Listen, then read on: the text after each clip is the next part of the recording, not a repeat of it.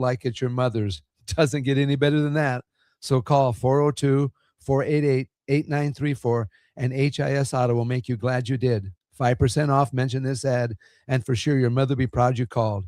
402-488-8934, HIS Auto Care, 70th and Van Doren. God bless you. Hi, Sean Callahan here for Koppel Chevrolet GMC, and on behalf of the entire Koppel team, we would like to say thank you to all of our loyal customers and employees that have allowed us to become one of the most successful GM dealerships in the country for the past 50 years. So we are celebrating that with some huge discounts. Right now, we have up to $13,500 off MSRP or 0% APR on select new models, and new Blazer EVs are leasing for $279 a month with zero down. So check us out online at koppelcars.com. All deals with approved credit. See dealer for details. In every office, there's two types of people. There are those who bring in bagels and those who eat the bagels that someone else brought in. Everybody likes the first person.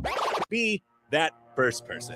Weekday mornings at 7:30, you have a chance to win a business box of bagels from Bagels & Joe. All you have to do is shut up, Sipple. 2 questions for you, 2 for Sip. Win, and the bagels are yours. Lose, well, you don't want to lose. You lost Monday, you lost Wednesday, you're a loser. Shut up, Sipple. Weekday mornings at 7:30, brought to you by Bagels & Joe. Hello, parents and community partners. Read Across America Week is this week, March 2nd through the 6th. I'm Tim Royers, president of the Nebraska State Education Association. We need your help to inspire a love of reading that lasts a lifetime. Volunteer in a classroom, read with your child, or donate a favorite book. Let's celebrate Dr. Seuss's birthday and show our kids that reading matters at school and beyond. Sponsored by the Nebraska State Education Association, aired by the Nebraska Broadcasters Association and this station. Hey guys, it's Nick Sander. Join me and the rest of the 93.7 The Ticket crew as we bring you live coverage of the 2026 NSAA Girls State Basketball Tournament from Pinnacle Bank Arena. The action tips off Wednesday, March 4th. If it's being played at Pinnacle Bank Arena, it's heard on The Ticket. Class A to Class D2 all week long. Join us March 4th through March 7th as we crown 6 state champions from the 2026 NSAA Girls State Basketball Tournament right here on 93.7 The Ticket and theticketfm.com. There's no place like McKinney's Irish Pub for St. Patrick's Day, so mark your calendars to join in on the fun for their 12th annual Street Festival. The party goes all weekend long, but starts on March 14th and 15th with tons of giveaways, great Irish food, and green beer. And it continues on Tuesday the 17th for actual St. Patrick's Day. Doors open for the bar at 9 a.m. on Saturday, 11 a.m. on Sunday, and 9 a.m. on Tuesday. And the street party starts at 2 p.m. all 3 days.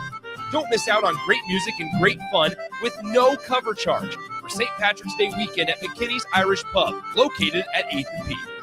Are you tired of living in pain? At Prairie Orthopedic and Plastic Surgery, they make it simple. From head to toe, spine to extremities, they've got you covered. Their multi-specialty team of experts in orthopedic surgery, plastic surgery, podiatry, physical therapy, and occupational therapy all work under one roof to get you back to living life pain-free. Don't wait another day. Visit prairie-ortho.com today or call them at 402-489-4700. Prairie Orthopedic and Plastic Surgery, where healing begins. Hey guys, it's Austin. Join me on Tuesday from Poly Pavilion in Los Angeles as 93.7 The Ticket covers Husker basketball's final regular season road game at 10 p.m. versus Mick Cronin and the UCLA Bruins. I'll have pregame and postgame videos on the Ticket social media pages as well as commentary throughout the game. And catch me on postgame beginning around midnight Central as well. Our coverage from Los Angeles is sponsored by the Lincoln Airport, Diode Technologies, Ben Blaker of Professional Realty Group of BHHS Ambassador, and Scissors & Scotch Lincoln. Are you looking for an exciting new way to put your skills to work? Explore new career options in the fintech industry at Currency, a Sandhills global company. We offer full-time positions in financial sales, compliance, operations, and other fields. We also offer a 4.5-day work week, an attractive benefits package, and opportunities for advancement. Put your motivation to work and grow with us at Currency. Visit gocurrency.com/careers to learn more. This is Lincoln's home for sports talk on the FM dial. Also online at theticketfm.com. On the internet. KNTK FM Firth, 93.7 The Ticket. Coming at you live from the heart of downtown Lincoln. This is Old School with Foreman and Orman. Old School with Foreman and Orman is sponsored by Graham Tire Company of Lincoln, Nebraska Football Hall of Famer Jay Foreman, Here's Troy Detmer dropping straight back in the pocket. Rifles a pass. It was tipped. It's picked off by Foreman. He's at the 15, 10, 5. He'll score! Foreman got it, and it's touchdown Huskers. Black shirts answer the call one more time. And Austin Orman. Hour 1 of Old School is sponsored by Heartland of Nebraska Windows. Old School with Foreman and Orman on 93.7 The Ticket and theticketfm.com. That is right. Nick Wyman alongside Jay Foreman. A little filling in again, once again. You know, Austin's making a quick trip down to California. He's pinch hitting for Nick Sainer, and I'm pinch hitting for Austin Orman here on Old School. Once again, Jay Foreman to my left, Nick Wyman here at 93.7 Ticket and theticketfm.com. Jay, how you been? I mean, this is the second week in a row I've been here on a Monday. Nebraska basketball picking up a win over the weekend, and Austin Orman making it down to sunny California. Nick said it was a nice time. It was nice. It was 89 degrees or something like that down there. I mean, we're lucky we didn't get any snow yesterday, but hey, it is what it is. Yeah, I mean, it's I've been good. Same old same. We a little cold temperatures Friday, Saturday, and probably Sunday was probably brisk, but a little bit better today. It's always better when the Husker men and women handle their business. Yep. And the men were out at USC, a little bit of a dogfight the first half, and was able to get their bearings together and kind of stay within their wheelhouse, and then obviously turned it on late. And but you know what? It's between Austin and Nick, they do a really good job, kind of piggybacking off each other and covering the Nebraska basketball team, and they'll do the Big Ten tournament, I'm assuming. I don't want to speak for them.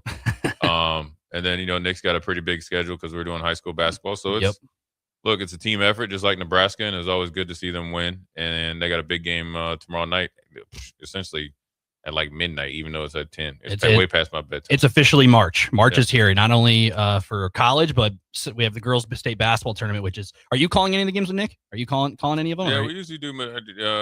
Nick does every game, and I do probably about 85% of the game. That's not bad. Yeah. That's a lot of talking, though. I don't know how you keep your voice after 4 days of calling straight basketball and do it 2 times in 2 weeks. It's hard to do. A little hot tea, and got to do what you got to do. I will say this as far as the high school basketball, boys and girls, or girls and boys, because girls come first, but has really grown and the skills has gotten better. So when you're calling the games, it makes it easier for me, especially for seeing some of the repeat teams, teams that made the state tournament early in their kind of class career, sophomores and freshmen. So the players and the coaches a little bit better as you get to 2026, and then obviously the boys, either coached a lot of the kids or coached against them. So it's always good to see them see some fruits of their labor. Yeah, there's a lot of really good teams last year. Obviously, Norris hitting that full court shot or whatever not. There's so many memorable moments that live down in history. But Hour 1 of Old School is brought to you by Heartland of Nebraska Windows. Heartland Nebraska Windows is based out of Hallam, Nebraska, and they offer free estimate, full window replacements, and vinyl triple pane windows, and a lifetime warranty on everything while keeping their prices affordable. Heartland of Nebraska Windows is located family-owned with their own team of installers. Give Heartland Nebraska Windows a call today for more information at 402-430-3852 or visit them at heartlandofnebraskawindows.com. But Jay, Nebraska picking up a win in California, West Coast. Last year, they went 2-0 on the Pacific Northwest, beating Oregon and Washington. This year, already 1-0, beating USC in a game that felt kind of familiar. It just did. Felt kind of like a Saturday game against Minnesota or Northwestern, where the opposition kind of held their own for a little, made some tough shots. That's what USC did, made a couple tough 3-pointers and whatnot. And then Nebraska kind of just overwhelmed them and took over. And obviously USC has a storyline of their own coming out of this one. But for Nebraska's side of things, Price Sanford, man, this guy's, I mean, he's going to break a 3-point record for the Big Ten Conference, more than likely, unless he was absolutely cold down the stretch here. But it's just another road win, and now good momentum builder into another one that UCLA is another team that dropped a tough one on Saturday. They're looking to get back in the win column, especially with the March Madness tournament, NCAA tournament coming up here in a little bit. Yeah, I mean, look, this is the Big Ten, top to bottom. It's arguably the best conference in basketball. So you're going to be challenged, even if it's a team like USC that's actually on the cusp of potentially trying to play their way into, the NCAA tournament. Now it's a little bit harder with, the dismissal of their leading scorer. But, Musselman's a good coach. They got a ton of talent. Gilbert Arenas' son is starting to come around. So, when you saw them play Nebraska pretty tight in that first half, Sure, Nebraska probably had a little bit of, West Coast jet lag, and USC, obviously I thought played pretty well. And so you got to expect you're going to get their best shot. When you're ranked in the top 10, and at one point you've been, up there, like I think number 5, you got to expect everybody's best shot. So you can't look at who they played and what the score and the point differential was, a month ago or even a week ago. You got to expect you're going to get their best shot, and that's what USC tried to give them. Nebraska was able to withstand that, and then make some key adjustments at halftime, and then it was business as usual. Now it's not easy. You had a pretty good, not pretty good, a great game again by Price, and I think you're starting to see Rink Mass just starting to take baby steps to go. You had an excellent game by Sam Horberg after some first half foul trouble. His point differential I think was plus 21 in the second half, and he only played 7 minutes in the first. And so that just lets you know that they're able to withstand some adversity during the game and adjust at halftime and then blow the doors off of people. And so they got a big one come Tuesday. UCLA had maybe a hard loss for them. I mean, let's be honest. Mm-hmm. And then so they're going to be plenty motivated being at home. It's no different than when they had an embarrassing loss at home, and they came back the next day, and I think they upset. I think it was either Purdue or somebody like that. It was Illinois. Yeah, Illinois out there, and it was a pretty good game. I think it might have went into overtime, and so you got to expect UCLA's best shot. They're a bigger team. They're going to be defensive oriented. Cronin's a tough coach. He's going to challenge his players, and if the players respond, like they normally have, Nebraska's going to be in for a dogfight. But I think the way Fred's built this team and the staff and so forth and so on, they're able to withstand, anything like that. And it's something they have to welcome, and they have to understand that you're in a different place right now. And that's a good thing, because when you're in the place of where they're at, that means you've done some good things. And so now it's not, running away from the challenge. It's actually accepting the challenge. And it seems up to now they've done it. And I don't expect anything else, especially what's on the line. So as much as we're talking about UCLA has to understand you're going to get a very motivated and focused Nebraska team on the cusp of potentially getting a triple bye, which bodes well for the whole team, bodes well for Fred and his scouting department to make a run in the Big Ten. And then also bodes well for, Rink Mass and some guys that are just banged up a little bit. Every day, every hour, essentially, counts when you're trying to make a run in a tournament. And everybody's banged up this time of year. That's just college. That's just college sports in general. In general, everybody's banged up. You played 25 plus games, going on 30 to the end of the regular season, and then the conference tournament coming up here. Not this week, but the following week. But UCLA is an odd team. They play the West Coast. Obviously, they're good at home on the West Coast. Like, they have wins over, like you mentioned, Illinois. They beat USC recently at home, but they've also, when they make the trip to the Midwest and the East Coast for the Big Ten, they have struggled.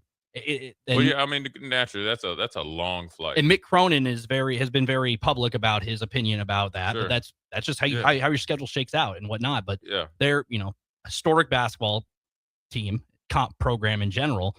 Nebraska, I mean, they haven't faltered on the West Coast so far in the short time they've been in the conference. It feels like a game where you have to bring your best, because UCLA is a team that is going to be motivated, not because of their situation where they are in the tournament. They're kind of like USC. USC was a last four in as of Saturday per most projections.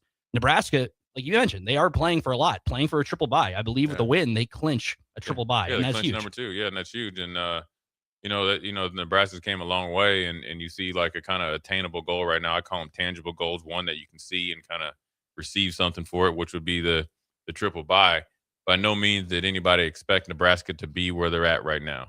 When you think of how the season ended, the crown was great, but the transfer portal class wasn't the sexiest or whatever. And they just went to work, and they went to work on the rest of the Big Ten. And so now you're at the point of, don't look at the scoreboard or whatever. I don't like what I mean. Don't look ahead. Deal with right now. Expect UCLA's best shot. And if you want to be motivated, just look how they've played against the better opponents, and expect them to give you their best shot. But then also, don't talk yourself out of knowing you're going to give them your best shot. And they have to, it's you against you. And if you handle your business, which is Nebraska, it doesn't really matter what USC or UCLA does. And that's why this team is built a little different. They got really good leadership. I think they're expanding their bench a little bit. Garcia's starting to play a little bit, Yep. so you can kind of offset maybe the height advantage that UCLA or other teams have, and so you're starting to kind of expand that bench back to where it was the first Illinois game at Illinois. At the last second 3 by Jamarcus Lawrence, and so look, man, I think if you ever needed to have 2 West Coast trips or 2 West Coast games, it works out good. You kind of had the wake up call against UCLA. You're acclimated.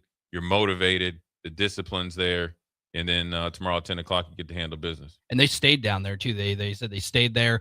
They went to the Clippers game last night and saw Tyronn Lue and Bryce McGowan's as well. So that's good, nice little chill, nice little weekend. You don't have to travel, stay around, stay a course. And then they had a little practice today, it sounds like. And then they're going to be going into the game tomorrow night. And you mentioned it is a late game. So as always, post game will be here midnight to 1 a.m. So if you're a late night owl, we'll be right here for post game for that. Austin chiming in as well. No, I'll be asleep. You'll be asleep. I'll be watching the game. Yeah. You and Austin got that, man. But it's good when you're out there, and obviously with the connections with obviously Tyronn and Cookie Belcher too are out there for or work for the Clippers. Obviously Tyronn's the head coach, and Cookie's one of his first assistants. And then obviously Fred, and you want to expose them to things. You're out there, you catch a Clipper game, then you get to see one of Fred's most prized recruit, Bryce McGowan, who's just got rewarded with a 3-year contract. Yep. And you talk about it. You talk about going through the process when you're here as a coach. You talk about development. Even though Bryce was here for a year, it still was a big part of his potential or growing potential in the NBA. Being around an NBA guy, kind of going through the process with Fred and company. And then all the guys on the team get to see him. Bryce is back, and it was just back for alumni weekend. But more importantly, he's around sometimes in the off season, and you get to see him do his thing. And you can't stay in a hotel and just kind of watch tape the whole time. And so you want to kind of make it as normal as possible. I'm sure they had to take some online classes. They probably got to study if they haven't already graduated. I'm sure they got a way to get in the weight room and be active, and then obviously a practice, and then maybe some sort of shoot around tomorrow like it's a regular scheduled game. And so it's an 8 o'clock game here. So I'm sure, from my experience just from the football, when you're on the West Coast, you try to have the game, go through the same normal game day as if you were at home. Mm-hmm. And so they'll be just fine. Yeah. 402-464-5785. Join the conversation. We'll read your text messages if you're watching on Facebook, X, YouTube, or Allo Channel 961 as well.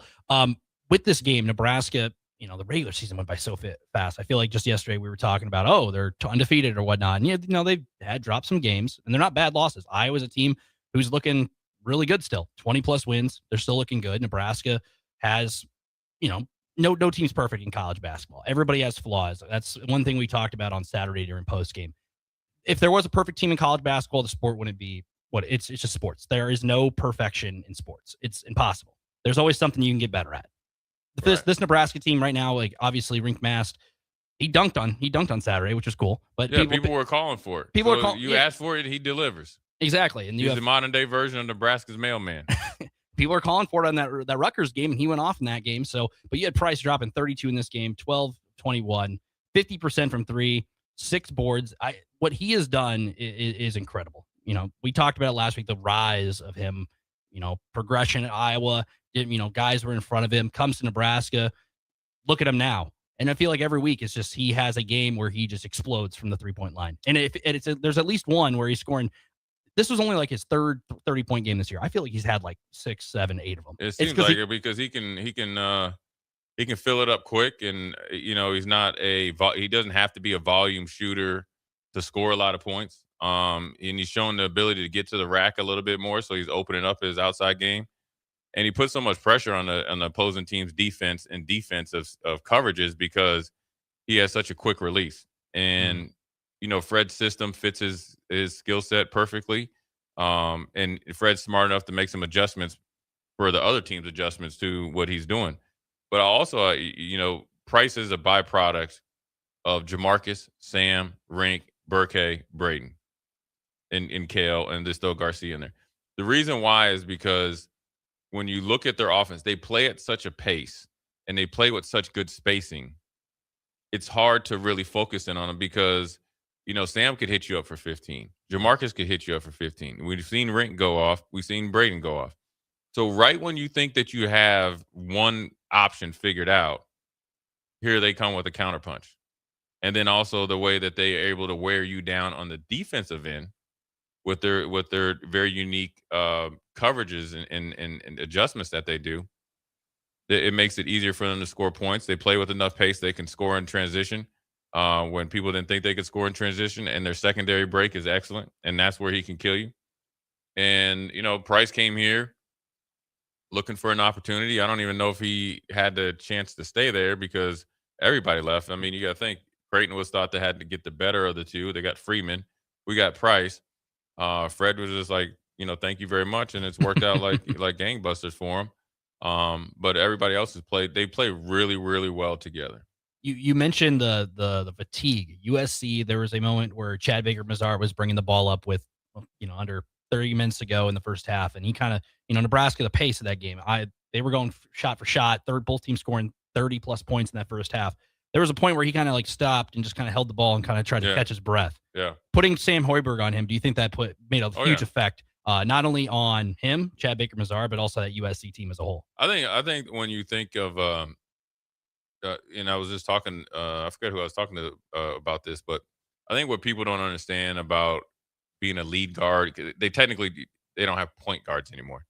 Realistically, there's very few point guards anymore. But if you look at OKC, you look at the Spurs with Castle, Shea, and then obviously with Sam. So on an offense, he can give you whatever. He could be the distributor. He can just get it going, all that, right? So everybody focuses on that. How do you play offensively as a point guard? But what he does, and what every good lead guard or guards do, you actually have to be the point man and point guard on defense. So that's where his big, which nobody talks about. Yeah. So I always reference a couple years ago when Kansas State made their magical run. Yep. And they had their little guard. He was about 5'9". Yeah. Yeah, give or take, right?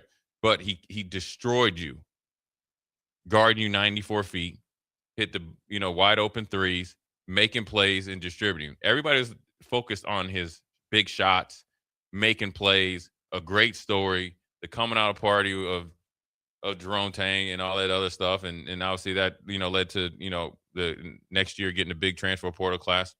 But it was on the defensive end and set the tone, which then allows everybody else to switch, scramble, and run different coverages because whether it's Sam, Kale, or Jamarcus, and you can throw Braden there, but just mainly those three, they set the tone. Yep. So when you talk about one of the leading scorers in the Big Ten, and it was just down and back like 4 times. You know what I mean? It wasn't a lot. It wasn't like a old school, UNLV running Rebels where it's up and down for 5 or 6 minutes. Yep. It was down, back. He paused. But he was worn out more mentally than physically. Yeah. Right? Because when your mind goes, your body just collapses. And that's what he's able to do. He doesn't get enough credit for it. I mean, obviously, I think he'll be all Big Ten defensively, but what he does or what they do with their personnel, right? They've matched, whether it's Coach Nate or Ernie and Fred, they've matched their defensive scheme and coverages perfectly for their personnel. There's a lot of teams that don't do that. They just will do whatever they want to do. Yep. And they don't have the personnel for it. Sometimes, I always say this, like, as much as we won, I won 3 national championships. I probably think about 90, 96 as much or more. Whereas, like, it's kind of the same team that came back in like 97. It's just a different team. So you have to coach it differently. Mm-hmm. People change. Skill sets change. Sometimes they add something to the game. Maybe they don't, move as well because they have some sort of ailment. They've matched that up, and Sam has been the point man on both sides. And down and back 4 times with Sam Hoiberg on you, it feels like 8 times probably. I would. Well, because they scramble, because they put the pressure on you offensively. Then once you kind of get out of sorts once, well, now you're out of sorts down there on your own offensive end. Well, now you're back there on defense. Then they finally got him to miss a shot. He was like, all right, I got to get my head together. As much as he was probably a little winded, his mind was scrambled. It was like scrambled eggs, and so. That's just a hidden part of their success this year, and it's everybody that does it. Because even when Sam was out, Kale was able to come in and hold it down, and obviously they were not playing as well as they wanted to. That was more on Nebraska versus USC in the first half. Yeah. And Fred's, you saw the video where he said we got to get back to us and do what we're doing. And sometimes you need a reminder of that. Sometimes you're out there on the West Coast and you get that fresh air, man, and sunshine, and you kind of get a little relaxed, so you get the surfer mindset, like we're just going to chill. Well, you got in a dogfight and you get lit up a little bit. Next thing you know, you get back focused and you get hit the court, and the rest is history. It gave me very Minnesota vibes, not because of the uniforms, but also just it felt kind of like that kind of game. But 51 points in the second half. Scott Lincoln says, I love watching this basketball team, but what is the best way to explain how Nebraska gets off to slow starts? They make amazing adjustments at halftime because they're one of the top teams in the second half. But what will it take for Nebraska to be better in the first half in some of the big games down the road? Well, I would say the Illinois game here, they were just fine.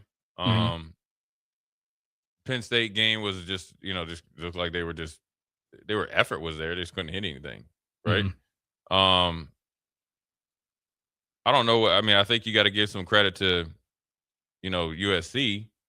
They had some tough shots in the first half. Yeah, you got to give them some credit, and so I didn't view this as a tough start. I think right now Nebraska's been playing so well that the Maryland game was a tough start. That was the tough start. Yeah, tough start.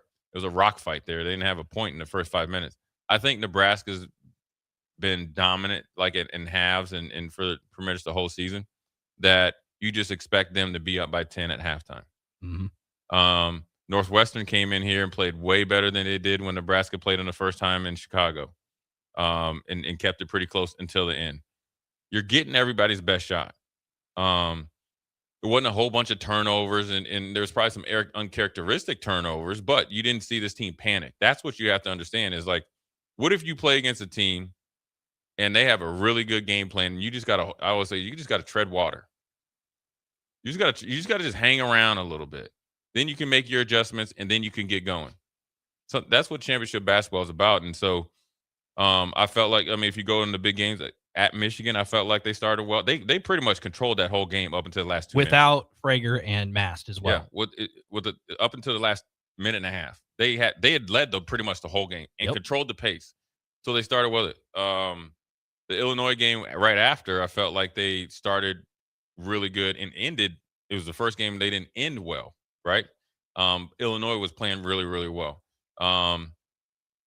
Purdue game, I think, was fine. Iowa game, they didn't start well, didn't really play well. That was kind of like a junky That was game. in general. That's that same night Alabama played Arkansas in a double overtime. It was just a junky game. Yes. Right? And that's what Iowa had to do. And then you bounce back. So I think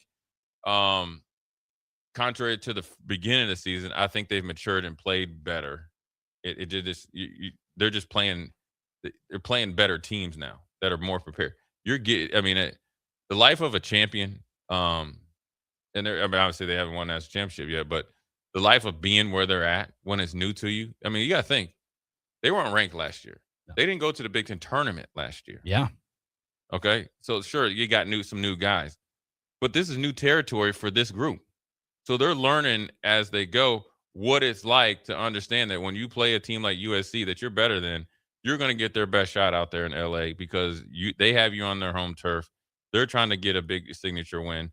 They're playing for a lot. And even though they have some turmoil in there, and that's the same thing you're going to get Tuesday night or tomorrow night. It's the same. It's actually an honor to play in these games. Yeah. I always tell people, I liked my team, my guys I played with in big games because I knew what we were going to do preparation wise. And there's nothing like rolling up to an arena, PBA, knowing we playing for it all. And UCLA is beating some good teams there, beating Purdue with the last second shot, and they beating Illinois there. So It should be a fun crowd. Before we go to break, Eric chimes in. He says, welcome back, full-time Status J. Now, what happened to Austin? So, of course, Eric's here. Austin's out handling his business. He'll be on postgame tomorrow. His business because Nick's gonna be back handling his business. So Eric, we are a team here. TEAM. Yep, and he will be live there from UCLA for that Yeah. game. He just left today. He will make it there. Safe travels to Austin. And then if you're up and at it, around midnight, post-game coverage. Husker Hoops Yeah, right Eric. after that game. Eric, you don't eat your soup and sandwich too early. It would be somebody was saying, "Oh, what if it goes like double overtime or what?" I was like, "Hey, we'll still have post-game till whenever." Yeah. Sorry, we'll still have it. Let me tell you something, man. I forget when we had all those night games. Maybe it was last season for football. Yeah, you get some late nights. Waverly, Jim and Waverly wants a layup coach. I mean, that's college basketball. Tough shots. Some shots don't fall the way the cookie crumbles. That's just how it is. And then here's what I said. Dang, my bad. Thomas and Lincoln says at least is the better Nick is with Jay. Depends who you ask. Depends who you ask. Hey, that's Nick your Sainer, opinion. Nick Sainer. What's the dude in baseball? Wally Pipp. Yeah. Nick, you might be sliding down that. You might be sliding down that pole, man. You lose your pole position, brother. It all depends who you ask. That is a subjective thank you, I guess. But we'll be right back. We'll talk about women's college basketball. Nebraska heading to the Big Ten women's tournament in Indianapolis, or the Gainbridge Fieldhouse, where the Indiana Pacers play. We'll be right back here on 93.7 The Ticket and theticketfm.com. You're listening to Old School with Jay Foreman and Austin Orman. Download the mobile app and listen wherever you are on 93.7 The Ticket and theticketfm.com. All right, Lincoln, if you're a diesel technician who's ready to earn up to $40 an hour and you're tired of working nights and weekends, listen up. Inland Truck Parts and Service is hiring experienced diesel technicians right here in Lincoln, and they're offering what every hardworking tech wants. Monday through Friday hours, no nights, no weekends, and paid training on advanced diesel technology. With 37 locations across 12 states, career advancement opportunities are endless. Start building towards your future and apply today at inlandtruck.com. That's inlandtruck.com. Or text APPLY to 785-369-1320. Sometimes good people make mistakes. When you find yourself in need of an attorney, call Liberty Law Group. The attorneys at Liberty Law Group will defend you in court and protect your freedom to get you the best possible outcome and the justice you deserve. Trust your freedom to Liberty Law Group, the best criminal attorneys in Nebraska and Iowa. Call them today at 877-404-5238. That's 877-404-5238. Or check them out online at libertylawgroup.com. There's no place like McKinney's Irish Pub for St. Patrick's Day, so mark your calendars to join in on the fun for their 12th annual Street Festival. The party goes all weekend long, but starts on March 14th and 15th with tons of giveaways, great Irish food, and green beer. And it continues on Tuesday the 17th for actual St. Patrick's Day. Doors open for the bar at 9 a.m. on Saturday, 11 a.m. on Sunday, and 9 a.m. on Tuesday. And the street party starts at 2 p.m. all 3 days. Don't miss out on great music and great fun with no cover charge for St. Patrick's Day weekend at McKinney's Irish Pub, located at 8th and P.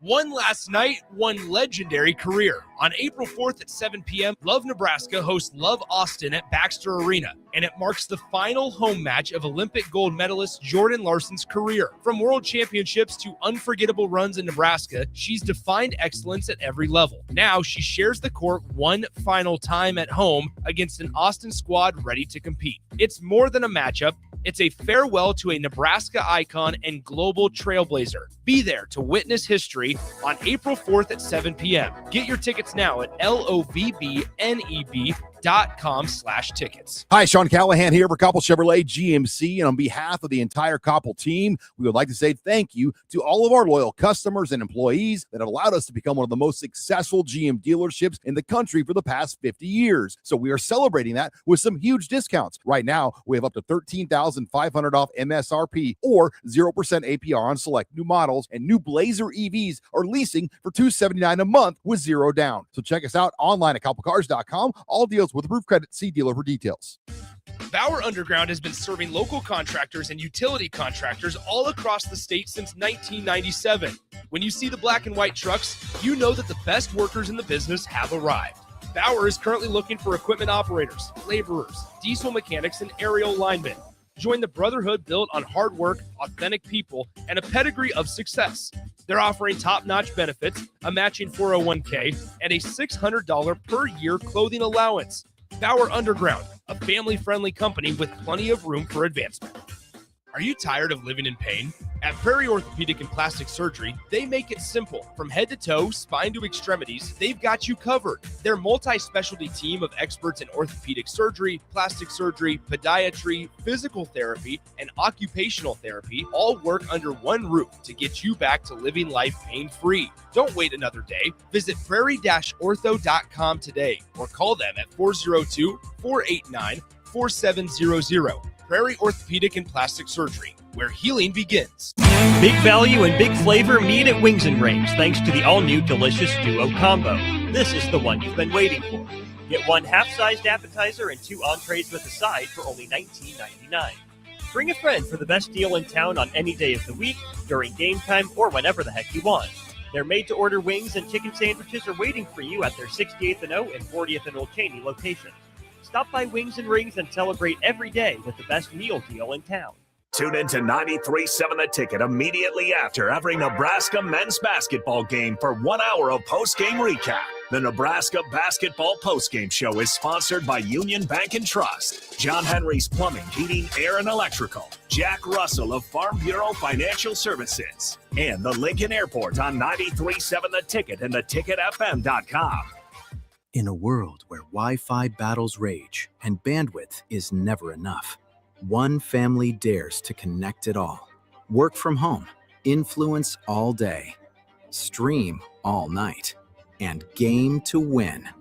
Deadlines, downloads, and dance-offs, all happening under one roof, flawlessly. Can your internet provider do that? Fiber fuel your household at allofiber.com/all-in.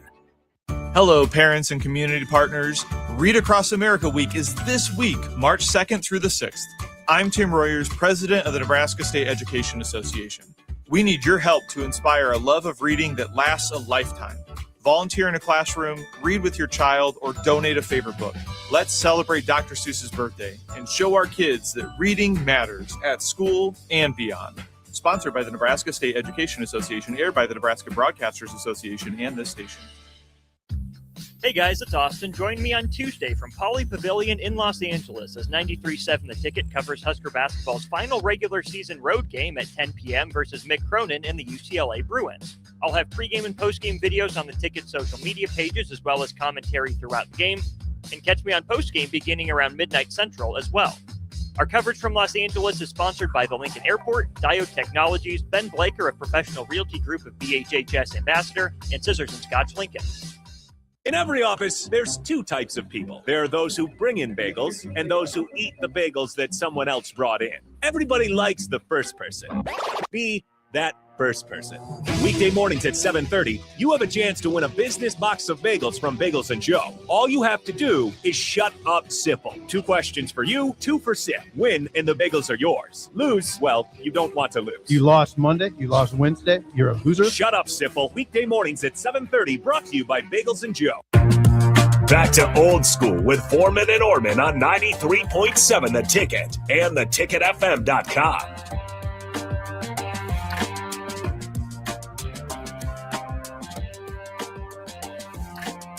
Welcome back, 93.7 The Ticket and theticketfm.com. Old school, Austin Orman with Jay Foreman, but Nick Wyman pinch hitting as baseball season's almost here. Pinch hitting, had to fit it in there. But we're here, and we just got done talking about Nebraska men's basketball as they gear up to wrap up regular season play with 2 more games, with game tomorrow night against UCLA. 10 o'clock Central Time start. Post game, as always, here on 94.7 Ticket. Right after the final buzzer, should be around midnight Central Time. So if you're a night owl, I'll be here, and Austin Orman will be from UCLA. Along with that, Sunday, they'll play Iowa in a game that is a lot of anticipation, not only because of the 2 programs, what happened earlier this year, but a lot of stuff between those 2 programs, as always. It's Nebraska. Dropped that one in Iowa City a couple weeks ago. But basketball, it's March. March is here. It's official. Nebraska women's basketball capped off regular season play on Saturday with a 93-52 win over the Rutgers Scarlet Knights to end the season on a 2-game winning streak after dropping 6 straight. But Nebraska will play Wednesday at 2:30 Central Time in the 12-13 matchup in the first round of the women's Big Ten tournament. Nebraska plays Indiana in the 12-13 game. That'll start the tournament play on Wednesday in Indianapolis. So obviously they went on a 6-game skid, Jay, but you look at the teams they played. They played Oregon, who's a solid team. They played a number of ranked teams, Iowa and whatnot, and Minnesota's always been a thorn in their side. They've always that game. They started off really slow in that game and kind of made a little bit of a comeback, but fell in that one as well. Maryland as well. Maryland's a good team. Ohio State was sneaky good. Yeah, they're good too. Yeah, and Nebraska hung with them for a bit, and even before that, they play a team like UCLA, who's going to be a number 1 seed come the big dance. They played some really tough teams, not only in that 6-game skid, but also conference play. The Big Ten Conference is really good. Yeah, this year, on an average year, Nebraska probably has anywhere from 2 to 4 more wins.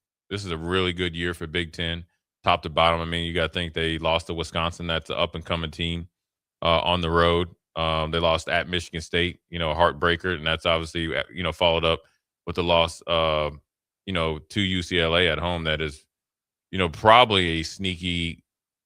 Well, you think about UConn and South Carolina, right? Mm-hmm. Generally, and maybe like Texas.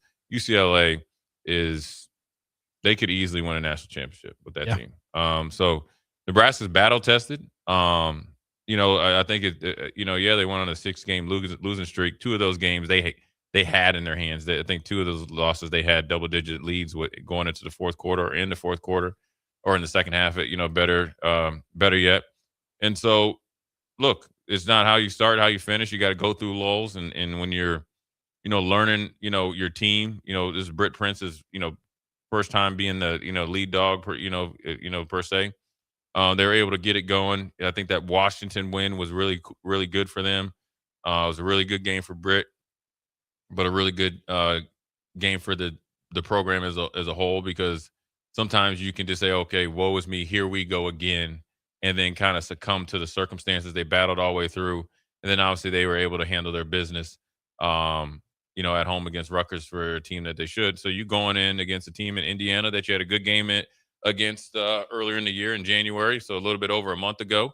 And so it's going to be a good game. 12-13 matchup. You're looking, another team in the face that looks a lot like you. So I think Nebraska's, been playing better than the record shows. And so I think, I look forward to them doing what they need to do come 2:30 Wednesday. Yeah, it's a very similar team in style, similar team in record. Nebraska, with the win, they close out the regular season with 2 wins.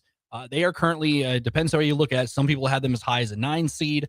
Some people have them as one of the last 4 teams in. ESPN has them playing Princeton in a play-in game, last I checked, before they are an 11 seed and have to play the 6 seed to play their way into the NCAA tournament. So it's kind of crazy that, some people have them as a 9. They could be a 10, could be an 11. There's a lot up in the air. But I think winning that game against Indiana, I also hate it when you go into NCAA tournament. Let's say Nebraska ends up on the wrong end of that one. You shouldn't get punished for playing an extra game, especially against a conference team. But if they get past that one, what do you know? Nebraska gets to play Washington again. And that's another opportunity right away. I think, look, you handle Indiana. They got a couple really good guards, and so it's going to be good on good, and that's what that's what you're here at Nebraska for, and you handle Indiana, and then you welcome anything else that comes after that.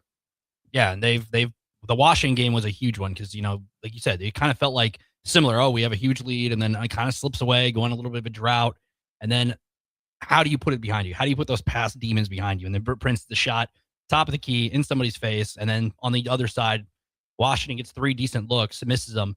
You just get a win. You finally get a little, I guess, luck or just the ball bounce your way, and that's the difference between, I think when people look at point differentials, they're all not created the same. Because you could be down by 4 and have to foul, and you miss a couple threes, and you do it 3 straight possessions, you end up losing by 10. You know what I mean? If they hit all 6 of their free throws, and so. Look, it's going to be a battle no matter who you play. Indiana's going to be motivated because we beat them earlier in the year. We're going to be motivated because we're trying to get through Indiana to get another crack at Washington and moving forward, past that, and then obviously into the big tournament. And so, look, both teams are coming in on a 2-game win streak. Both of them, should be confident stepping on the court. And so it's going to be a battle of wills. It's going to be, a good, hard-fought game.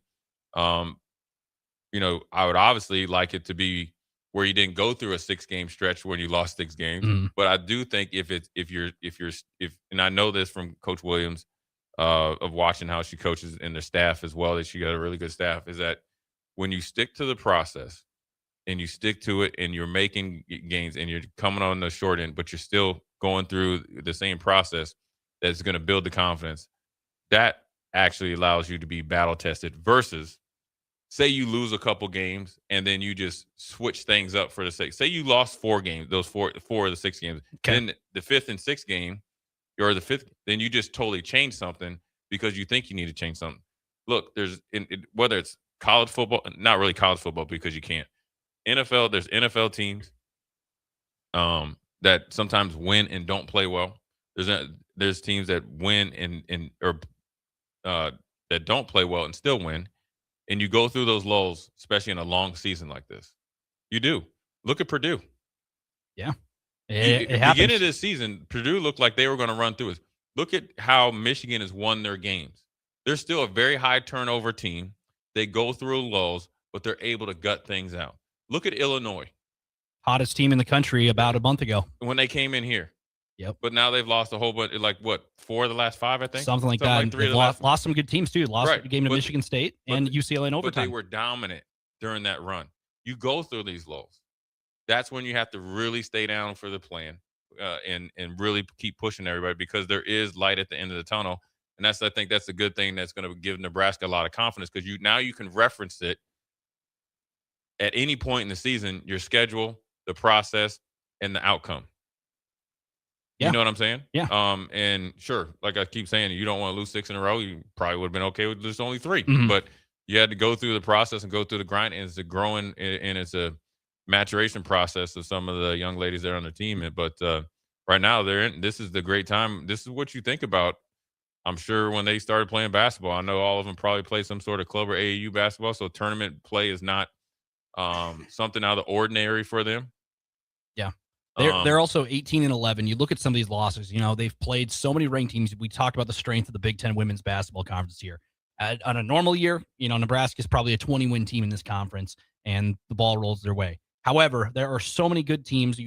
Like let's go back to January. They play a early game during the Christmas time against USC, lose that game. USC missing Juju Watkins, arguably maybe one of the best players in the country, but USC still found a way, and they are still a top really good team, 74-66 in that one. Didn't get blown out, but one quarter got away from them. Iowa, the first time around on first game of 2026, lose that game by 10. One quarter kind of got away from them. There's a trend in some of these losses. Michigan State, that game, one quarter. And Michigan State's a team that is having the Spartans women's basketball program having a dynamic season, one of their best in program history. Yeah. So that's one quarter. As well. Wisconsin. There's a lot of these losses. Wisconsin's up and coming. Like you said, they are not a bad team. Not the Wisconsin team a couple years ago. Oh, yeah. They are they have a lot more stability and a lot more focus on their program now and everything like that. Ohio State, they hung around for that one. One quarter got away from them. Michigan, one quarter that was kind of the trend in those games. Yeah. Minnesota was just a bad first half, but then they, climbed back in it, but still ended up losing that one because it's hard to dig yourself out of a hole in any sport.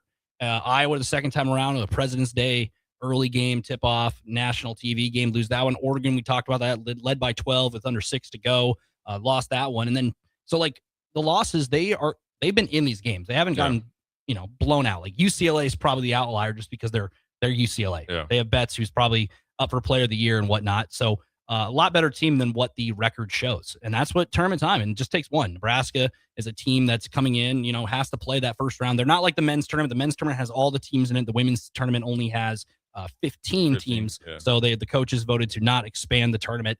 So you get your legs, wet, play Indiana, see how that one goes. If you do beat the Hoosiers, then you got Washington again, a team that's going to be coming off, don't play. Sometimes teams get in a rhythm when they play back-to-back days. We've seen it in March Madness and whatnot from time to time, Jay. Yeah, I mean, you see it in every sport. When you get that winning feeling and you get your groove, you want to keep playing. And so Nebraska's just got to work through the process. And, and you reference like some of the games where they either lost leads or started slow, when you really can get to the crux of it, to the bottom of it, it allows you to really play more free in these tournament type of settings because you feel like, okay, this is the feeling, this is what we did or didn't do, to the max, or we start slow.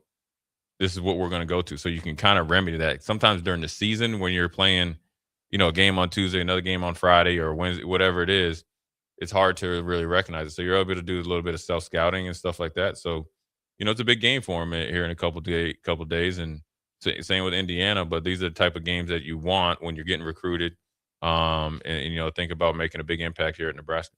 Yep, we're going to wrap up hour one after this break here on 93.7 The Ticket, ticketfm.com. I'm Nick Wyman. He's Jay Foreman. We'll be right back. Watch Old School live on Facebook, YouTube, or Twitch. Old School with Foreman and Orman on 93.7 The Ticket and theticketfm.com.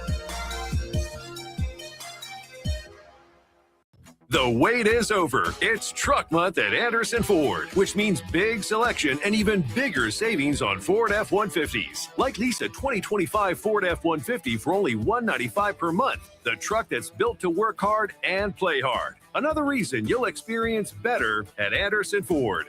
Stock number 1008409. Previous service letter. $195 per month for 36 months, 7,500 miles per year, 8,500 with type. Tax, title, and license fees extra. Residency restrictions apply. Program subject to change. Must take new retail delivery from Anderson Auto Group by 3/31/26. Hey guys, it's Nick Sainer. Join me and the rest of the 93.7 The Ticket crew as we bring you live coverage of the 2026 NSAA Girls State Basketball Tournament from Pinnacle Bank Arena. The action tips off Wednesday, March 4th. If it's being played at Pinnacle Bank Arena, it's heard on the ticket. Class A to Class D2 all week long. Join us March 4th through March 7th as we crown 6 state champions from the 2026 NSAA Girls State Basketball Tournament right here on 93.7 The Ticket and theticketfm.com. Bauer Underground has been serving local contractors and utility contractors all across the state since 1997. When you see the black and white trucks, you know that the best workers in the business have arrived. Bauer is currently looking for equipment operators, laborers, diesel mechanics, and aerial linemen. Join the brotherhood built on hard work, authentic people, and a pedigree of success. They're offering top-notch benefits, a matching 401k, and a $600 per year clothing allowance. Bauer Underground, a family-friendly company with plenty of room for advancement. Looking to get a room downtown or near South Lincoln? Abe Lincoln would tell you no to the Ford Theater and yes to Lincoln Hotel. Save up to 40% off downtown Lincoln prices with a nice clean room and comfortable stay. Lincoln Hotel is locally owned and offers a day pass to the city's largest locally owned gym, Good Life Fitness. Long-term stays are available. You can learn more about pricing and book your Lincoln Hotel stay today at staylnk.com or call 402-600-0565. That's staylnk.com or call 402-600-0565. When it comes to keeping your equipment running, you've got options at Landmark Implement. Whether you need premium John Deere parts or a more economical solution, A&I Parts from Landmark deliver the dependable performance you can count on with cost savings up to 40%. From filters and bearings to belts and everyday repairs, A&I Parts are built to work as hard as you do while helping stretch your budget further. Stop by your local Landmark Implement parts counter today or shop online anytime at shop.deere.com and experience the Landmark difference. At Planet Fitness, we're getting strong for the season's biggest games. Join now and your first month is free. Whether you're chasing a buzzer beater or your everyday goals, we've got next level amenities like red light recovery and hydro massage to help you rebound and recover.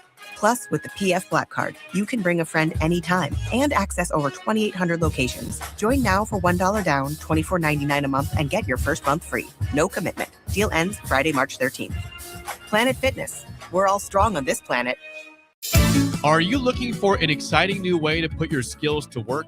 Explore new career options in the fintech industry at Currency, a Sandhills global company. We offer full-time positions in financial sales, compliance, operations, and other fields. We also offer a 4.5-day work week, an attractive benefits package, and opportunities for advancement. Put your motivation to work and grow with us at Currency. Visit gocurrency.com/careers to learn more. Are you tired of living in pain? At Prairie Orthopedic and Plastic Surgery, they make it simple. From head to toe, spine to extremities, they've got you covered. Their multi-specialty team of experts in orthopedic surgery, plastic surgery, podiatry, physical therapy, and occupational therapy all work under one roof to get you back to living life pain-free. Don't wait another day. Visit prairie-ortho.com today or call them at 402-489-4700. Prairie Orthopedic and Plastic Surgery, where healing begins. There are so many realtors in Lincoln and Omaha, but don't get overwhelmed by all the no-names, plus all the different companies. Ben Bleicher with Professional Realty Group at Berkshire Hathaway Home Services Real Estate is your go-to option, whether buying or selling residential, luxury, leasing, investment properties, or commercial property, small or large. Ben's team offers decades of experience, unbeatable customer service, and promises to fully protect your interests throughout the entire transaction. Call 402-419-6309 for all your real estate needs. Ben Bleicher with Professional Realty Group of BHHS Ambassador Real Estate. Hey guys, it's Austin. Join me on Tuesday from Poly Pavilion in Los Angeles as 93.7 The Ticket covers Husker basketball's final regular season road game at 10 p.m. versus Mick Cronin and the UCLA Bruins. I'll have pregame and postgame videos on the Ticket social media pages as well as commentary throughout the game. And catch me on postgame beginning around midnight Central as well. Our coverage from Los Angeles is sponsored by the Lincoln Airport, Diode Technologies, Ben Bleicher of Professional Realty Group of BHHS Ambassador, and Scissors and Scotch Lincoln. Sometimes good people make mistakes. When you find yourself in need of an attorney, call Liberty Law Group. The attorneys at Liberty Law Group will defend you in court and protect your freedom to get you the best possible outcome and the justice you deserve. Trust your freedom to Liberty Law Group, the best criminal attorneys in Nebraska and Iowa. Call them today at 877-404-5238. That's 877-404-5238. Or check them out online at libertylawgroup.com. In every office, there's two types of people. There are those who bring in bagels and those who eat the bagels that someone else brought in. Everybody likes the first person. Be that first person. Weekday mornings at 7:30, you have a chance to win a business box of bagels from Bagels & Joe. All you have to do is shut up, Sipple. 2 questions for you, 2 for Sip. Win, and the bagels are yours. Lose, well, you don't want to lose. You lost Monday. You lost Wednesday. You're a loser. Shut up, Sipple. Weekday mornings at 7:30, brought to you by Bagels & Joe. There's no place like McKinney's Irish Pub for St. Patrick's Day, so mark your calendars to join in on the fun for their 12th annual Street Festival. The party goes all weekend long, but starts on March 14th and 15th with tons of giveaways, great Irish food, and green beer. And it continues on Tuesday the 17th for actual St. Patrick's Day. Doors open for the bar at 9 a.m. on Saturday, 11 a.m. on Sunday, and 9 a.m. on Tuesday. And the street party starts at 2 p.m. all 3 days. Don't miss out on great music and great fun with no cover charge for St. Patrick's Day weekend at McKinney's Irish Pub, located at 8th and P. Back to old school with Foreman and Orman on 93.7 The Ticket and theticketfm.com.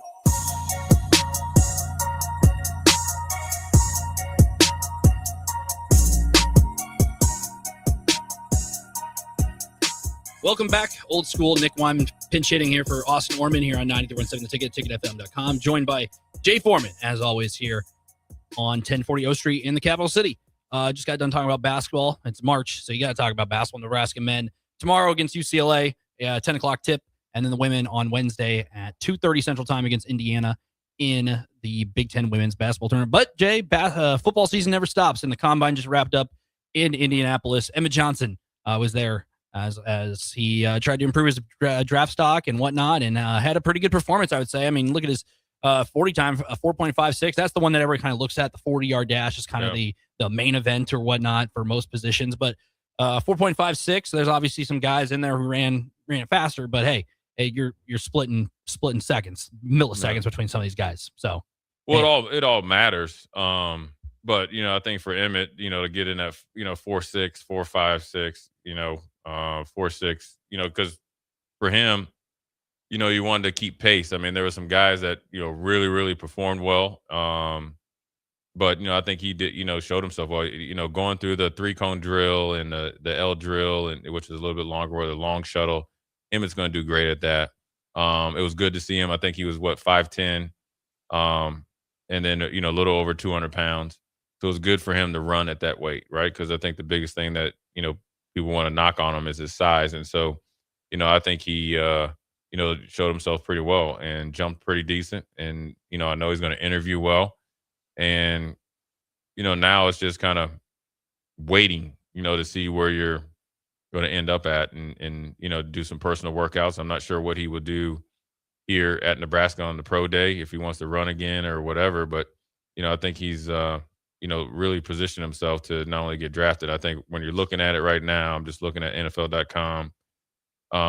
He's got a 6.1 grade. So that's, 2, 4, 6. He's about the 7th rated back. That can kind of fluctuate because right now everybody's going to be excited about, somebody like a Damon Claiborne that ran really well at the Combine. But he's only like 180 pounds. That's 20 pounds. So, For Emmett, people question his long speed. I think he remedied that. I think he broke off more longer runs this year than he ever had. Now he's got more opportunities.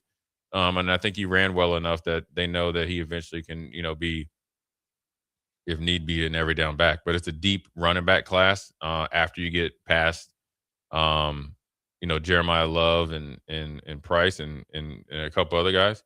So Emmett, styles make fights, and styles, his style of play is probably appealing to more teams than not, right? Mm-hmm. He's big enough to he's shown the ability to run through, between the tackles, helps you in the pass game, can make people miss, doesn't fumble, high character kid that plays special teams.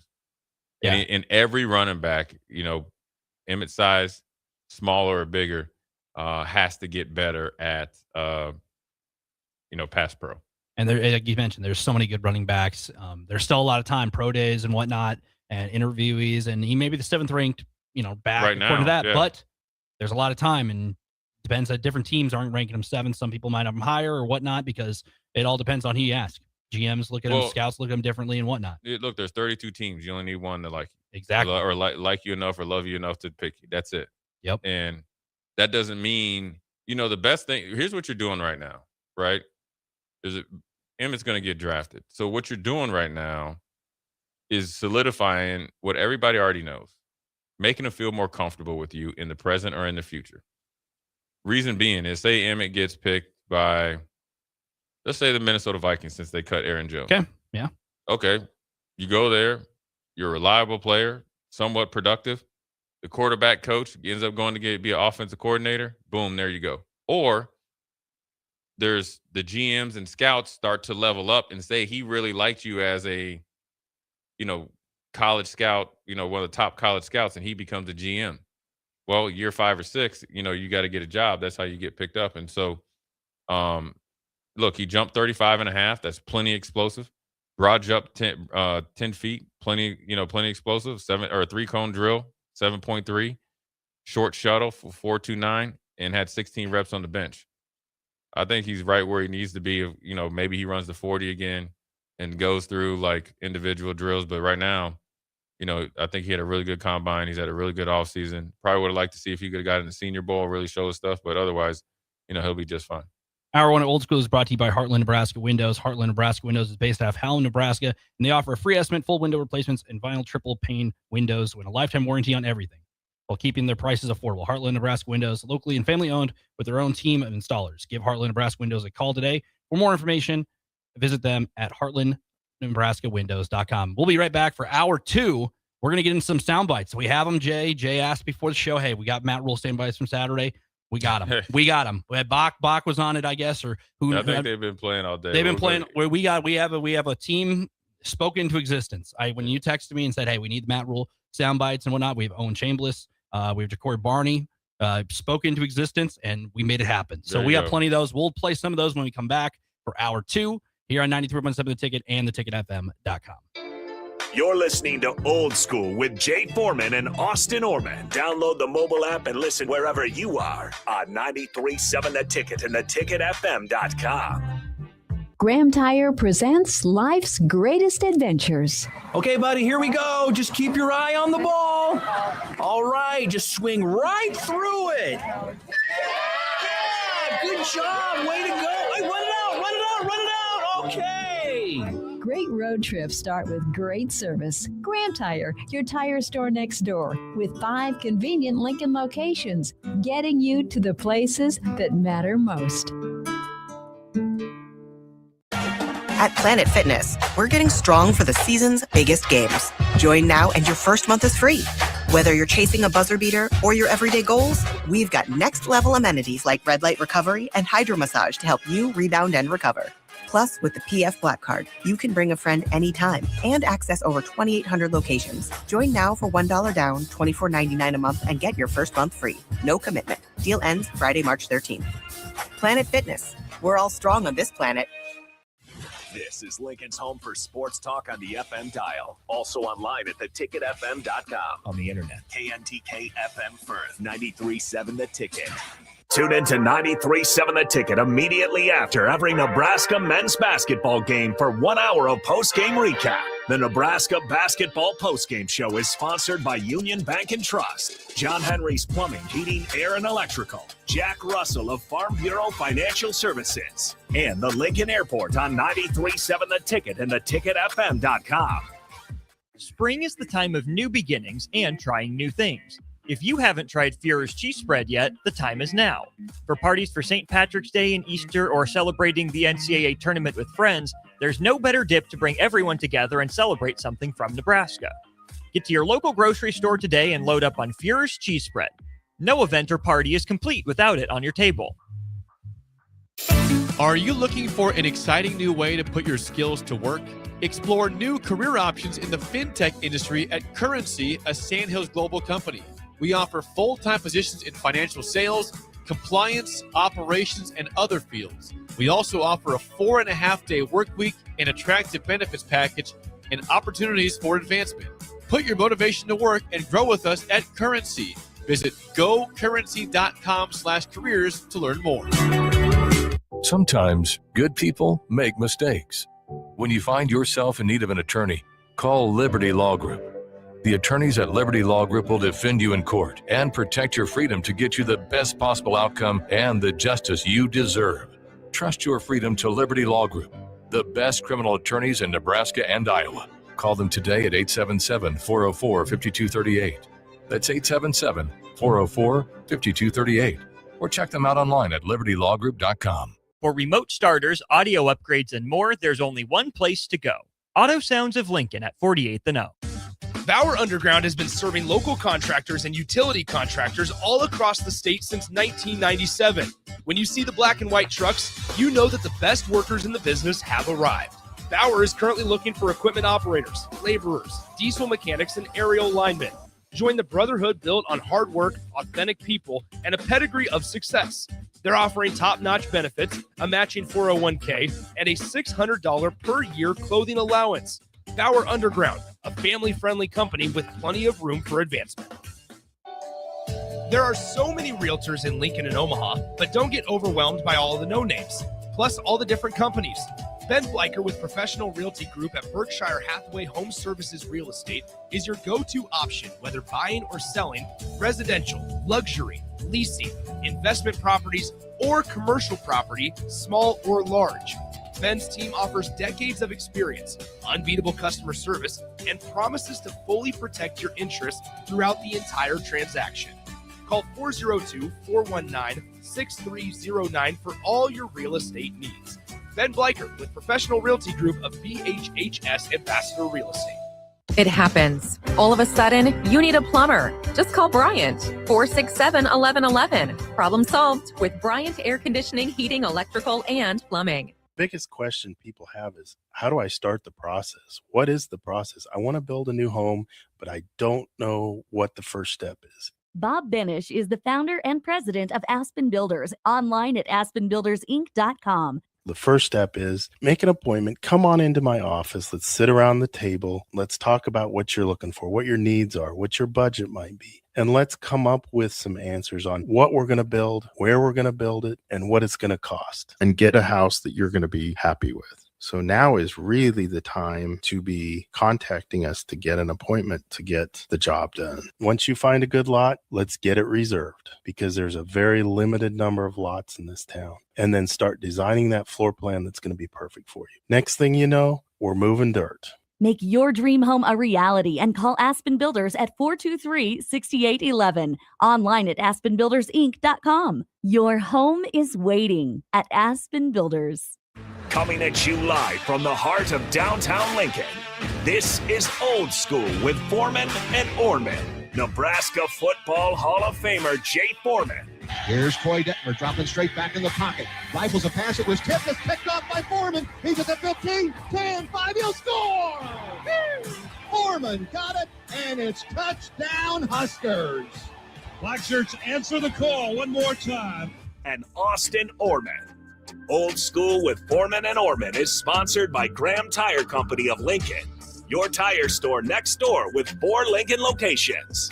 Old School with Foreman and Orman on 93.7 The Ticket and theticketfm.com. Welcome back. Old School Hour 2 here. Nick Wyman alongside Jay Foreman at 93.7 The Ticket and theticketfm.com. Just got done talking about a whole lot of basketball in the NFL Combine in Hour 1, but we're here for Hour 2. And we're going to have a line change as DP is going to take over it after this segment for Jay Foreman. But Graham Tire Company is celebrating 75 years of serving the Midwest. They are more than just tires. They do all kinds of car and light and truck repairs too. For brakes and oil changes, trust Graham Tire for service and count on Graham Tire, getting you to places that matter most. Jay, the Huskers spoke to the media on Saturday. As always, spring practice is in full swing. The month just turned to March, but hey, the spring game will be here before we know it. It's kind of crazy how that works. But Matt Rule, Ja'Cory Barney, and Owen Chambliss spoke to the media on Saturday.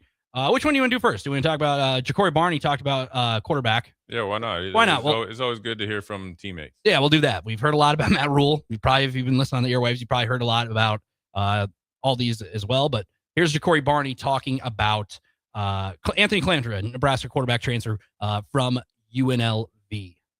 Just having him, first off, the swag he has is different. I love it.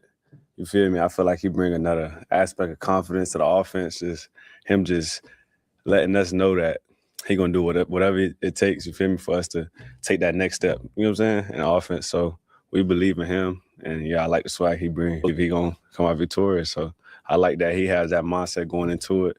And as long as both of them come in every day and work, I feel like we got a good shot. So yeah, I mean, it's a lot about his swagger. I think a lot of people have heard that about Anthony Calandra. Obviously, he broke some freshman records at Virginia. Kind of got thrown in the fire with that program, playing in an ACC conference.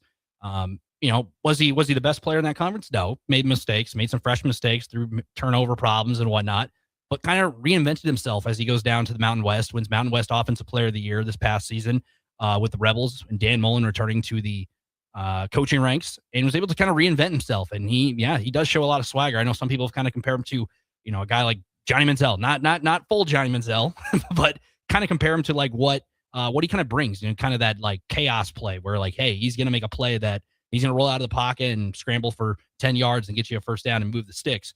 But if that's what Anthony Calandra is going to bring this team and excite people and electrify the offense, that's what Nebraska needs. Yeah, I mean, he provides you a weapon, if he can, stay healthy as far as the off-schedule plays. Because, he's quick. He's a fast kid. He's quick. He's decisive when he takes, tucks the ball and run.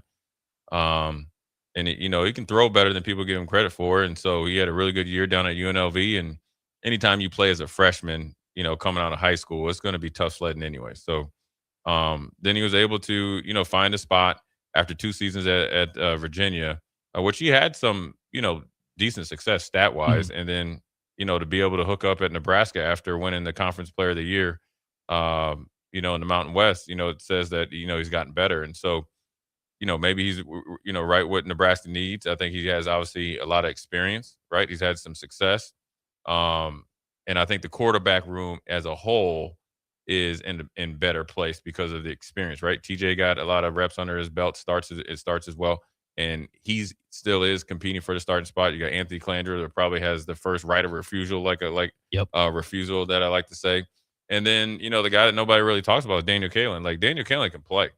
He showed that at times last year, and, he's betting on himself. So I think, where, his swag and his personality, I mean, I think he's just, look, when you're, he's listed at 6 foot, whether he's 5'11", 6 foot, anywhere after that, you got to play with a big chip on your shoulder, and you got to have some self-confidence. First of all, you're not getting anywhere as a quarterback if you don't have internal confidence. That comes from the work. You just don't walk around with confidence or swag, as the young kids like to call it, without putting in the work and then not having success. And so he's had it. He was a bolt of energy into a UNLV program that needed that, with Dan Mullen, and he provided that.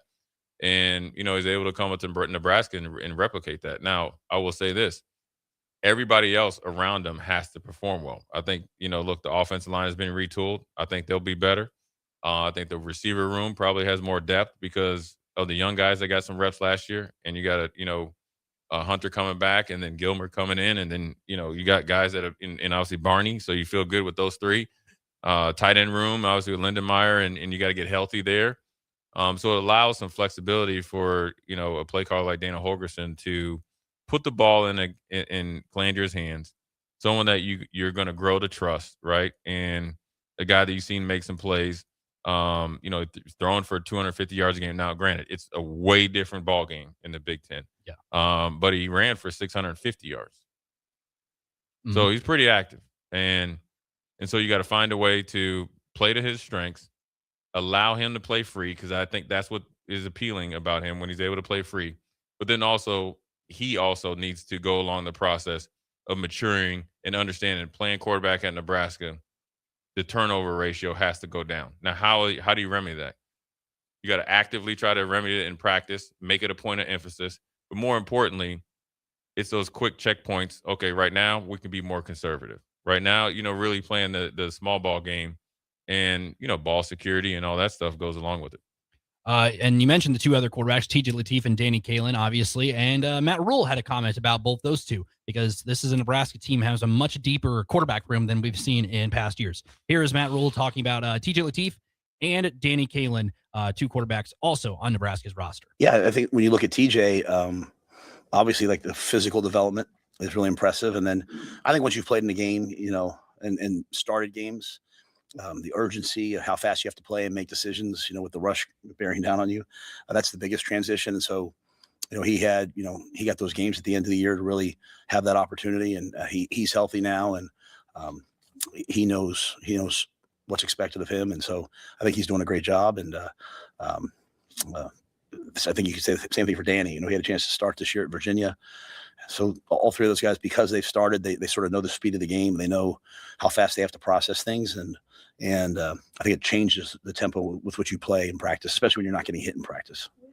I think the biggest point of that is talking about the pace of play. These guys like TJ Lateef, we saw him have to get thrown into the fire against USC. A guy, sits on the bench for an hour and a half in time. Hey, a blackout game, you're going in there. Things were probably moving 1,000 miles per hour for him as a true freshman in that situation. Obviously, it was a home game, but then goes to UCLA and things kind of settled down, and he was able to kind of collect himself in a kind of a home debut, home return out in California. But with the quarterback depth, I think that helps push a guy like Calandria too, because the job's not, you got to win it. You still got to go win it. Obviously, he's probably the leader in the clubhouse as soon as he got out to play. And that's to be expected. I'm sure his contract probably, leans that way. But that doesn't mean at this point in time, year 4, if you lay an egg, you're not going to be starting. And I'm telling you, if TJ takes this opportunity to, which I think he has, listening to what Coach Rule said, with the experience thing with Daniel Kaelin, it's like light years. I remember I started as a freshman at linebacker, and I was just out there, to make my plays and literally not mess up. Mm-hmm. Now, I was playing hard and playing physical, but the confidence from year 1 to year 2, how you approach the offseason, how you even look at yourself on tape, how much faster you process things, how much faster, even get around on campus. I know they don't really go to school that much, but you know what I'm saying? All that bodes well into it. And how, the confidence of playing well and having some success. Now, it wasn't perfect, but for TJ and Danny Kaelin, I think it's going to bode well. And this quarterback, I'm assuming this quarterback competition is going to go well into the summer. So Calandria is going to get pushed, but it'll only make him better, and he'll make them better. And so, and if he brings some excitement, the fans will love that too. Yeah, and they talk about the quarterbacks. Matt Rule also had a comment on what he notices in Calandria. This is Matt Rule talking, but also about Nebraska's quarterbacks, especially Anthony Calandria. I think the energy and sort of the playmaking humility that he has, when they bring pressures, he's able to either get the ball out or get outside the pocket and extend plays. So, he plays fast. He's got a lot of, when I say energy, it's easy to be excited. It's hard to have energy every day. And I think he has a lot of energy, and a very competitive player as well. And yeah, same kind of what Ja'Cory Barnett said, energy and competitive. I think that's what helps. You talk about the quarterback competition. He's the leader in the clubhouse, but if he's a competitor, he's not taking days off. He's taking it every day. I have to show my worth here, or else, I might slip up, and then, hey, somebody could take your job. Yeah, you gotta show up. I think when you're a competitor, you're really competing against yourself, because you have a process and a plan, and you have a standard that you live up to. Now, the energy is good, and the energy is not movement. The energy is like your vibe. people talk about your vibration and all that. You can just tell with him, he's wired up pretty tight. And that's what you want. You got a guy that you want somebody that's intense, that's going to kind of, bring the best out and demand it, and then kind of inspire you to be better than you are and lead the team to success. And so, look, it's early in the spring. Everybody's excited to practice right now. About another week or so, when you get a little bit sore and you're tired of running into the same guy, and then you just hate seeing him every day. Is a little bit different, but I think you got to have really good energy at that quarterback position. You got to be authentic, and you got to be one of the guys. And so I think all of them have done that this offseason, but in particular, Calandra has. As far as Coach Rule says. Let's flip to the defensive side. Owen Chambliss, Nebraska, another transfer coming in from San Diego State, spoke about the defensive line, what he has noticed so far with Nebraska's defensive front. The defensive lineman, amazing. I think Pop's done some great things. Sue has done some great things. I think all of them done some really good things. They look big, fast, violent. They look confident. I think that's the biggest thing I see them. And they look as confident as you can be up front. I think that's the biggest thing I've seen from them. Confidence is key, especially because the spring you're building, these are the building blocks for the fall. And if you're building confidence, building that chemistry, I think that's the biggest takeaway, what you want to see from this group, because there is some experience there, but you also have some new voices, new players stepping in as well. So Owen Chambliss being one of them, you need to establish that right now, because it's going by quick. Practice started last Saturday, and the spring game will be here before we know it, by the end of the month. End of the month, yeah. So you got about 3 weeks. That last week of spring ball is kind of just brush up. So, look, I think the confidence comes from maybe just because going into that 4-man front. I think, when you play in a scheme that naturally fits your skill set, it really works out well. I have experience with that when I went to Buffalo, got drafted by Buffalo. I played inside and outside. And then when Greg Williams came in, he originally was having me play an old school Sam linebacker. You're on the line of scrimmage, you're over the tight end, and that didn't really fit my skill set. Moved to the weak side, took off like gangbusters because it was more natural position. Now I could play Sam. It's not in my wheelhouse. But Keith Newman was really good. So for these guys that are going from a 3-man front to a 4-man front, you expand your roster as long as the guys in the middle hold up a little bit, right? You feel like you have guys like Williams Noweri and Cam Linhart, instead of them playing 4-eye techniques or 5, they're playing 6s, 7, 8s, and 9s. So that allows them to play what they're naturally were recruited to do so, and it's easier to recruit that, right? And so that's where the confidence comes from, because it's probably a lot of what these guys have done in high school. Obviously not at the same magnitude, but it's familiar. 3-man front is very hard to play. When we had Ty and Nash, it was easier because those two guys were studs. And then you had Jamari Butler and those guys that were, you had veterans that have been there and done that. Now you got a little bit younger guys from experience. 4-man front probably fits their skill set. Rob Orich is coming in and probably figuring, like, I'm going to curtail my 4-2-5 to this. Owen Chambliss is going to be a big part of that because he's played in it before. Him and McDougal have played, been successful. They know the calls.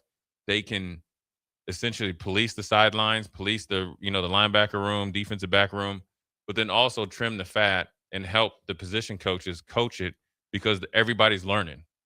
But when you have a veteran that's played in it for 2 or 3 years and then been successful with the defensive coordinator, he's your coach on the field. I'm sure Owen Chambliss would be the guy that's going to call the defense. I'm sure McDougal is going to be in there. So the level of thinking, in theory, automatically amps up because you have two guys that know the system inside and out, along with some coaches that have coached with Orich before. And Gus Mohawk, if you want to chime in on the conversation, as always, Starter Heyman Julius text line 402-464-5665, or if you're watching on Facebook, X, YouTube, or Allo channel 961. Love to hear a conversation. Gus Mohawk says, with the new defensive staff, what player or players do you think were overlooked and might get a chance with this new coaching staff? He's thinking Willis McGahee being one of them, named a couple others. But that's what the spring's for. Yeah. These guys get a opportunity, a chance to prove themselves. Is it the most flashy thing in the world? No, but you have an opportunity to get playing time and come into the fall camp with a really good chance to see the field. Yeah, I mean, look, the opportunity is there. With Willis McGahee, talent is there. Same with Ochoa. Play more natural positions. Willis McGahee can rush from, standing up. Ochoa can rush from standing up or, hand in the dirt. And then he had Shavers in there where I think he'll be in a little bit better position to enhance his skill set.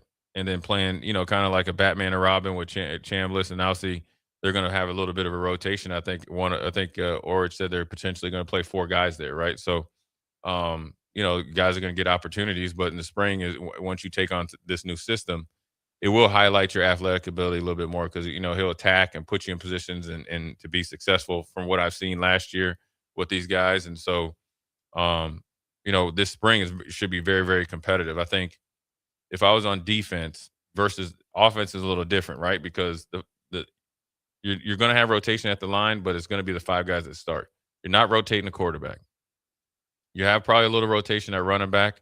Receivers are always rotating anyway. Yep. Versus defense, when you're trying to re-identify yourself and reestablish this black shirt standard, and you have a bunch of guys that really haven't jumped out besides like a Chambliss, McDougal, Marshall, let's just say 1 or 2 other guys I might have not mentioned, that you're going to have a little bit more of a fluid rotation based on how the spring goes and, more importantly, what they need to do to find out who can really, really play and how long they can play. And just because you're a starter, your maximum, like a really good high football might only be 20, 25 plays. Who can make up the next 15? And how does that rotation go? And then who plays the most in big games and who performs the best in the big games is probably just as important. So it's a lot of look-see. I think there's a guy named Dylan Parrott, defensive tackle. I think he might flourish in this. Is being like that nose tackle. Then if he flourishes, that means Riley Van Poppel will have a better season. I think the transfer portal guys will pay some dividends, and they're at each role, right? I think Sadmar would be the plugger. Whittington will kind of be the guy who plays with really good technique and really good leverage. Be that 3 technique, even though he's 270. Being 6 foot 270, the advantage to him is he's always under everybody's pads. Yeah. So, and then now the big question is, can we get that pass rush without blitzing, and then get the second level married to the third level? That's what the spring is for.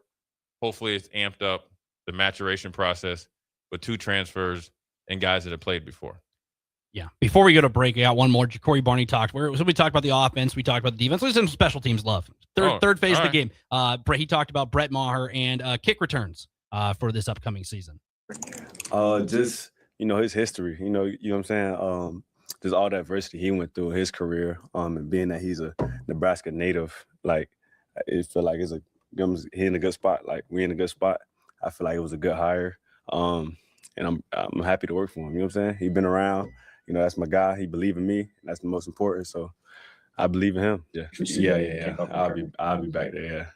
I know, the media, complain a lot about taking it out, but like, I don't choose to do that. Like, they tell me I just do what I'm coached to do. You know what I'm saying? So yeah, I mean, Nebraska, it's a third phase of the game. Nebraska, it's been a while since they've had that guy back there who's been able to be kind of a game breaker and set Nebraska up. Ja'Cory Barney can maybe be that guy. And then you have Brett Maher, a guy who first special teams gig for him, but hey, he's familiar to the system. I mean, he kicked in this very stadium, so It'll be interesting to see how that goes. So spring practice, it's up and running. It's March. You got basketball going up. You have baseball start up, and you got football. Football season never stops, Jay. That's just how it is. No, and I mean, Eckler left the USC, and he's got to make the best decision for him, and the opportunity for Brett and Coach Humphrey to really, establish themselves.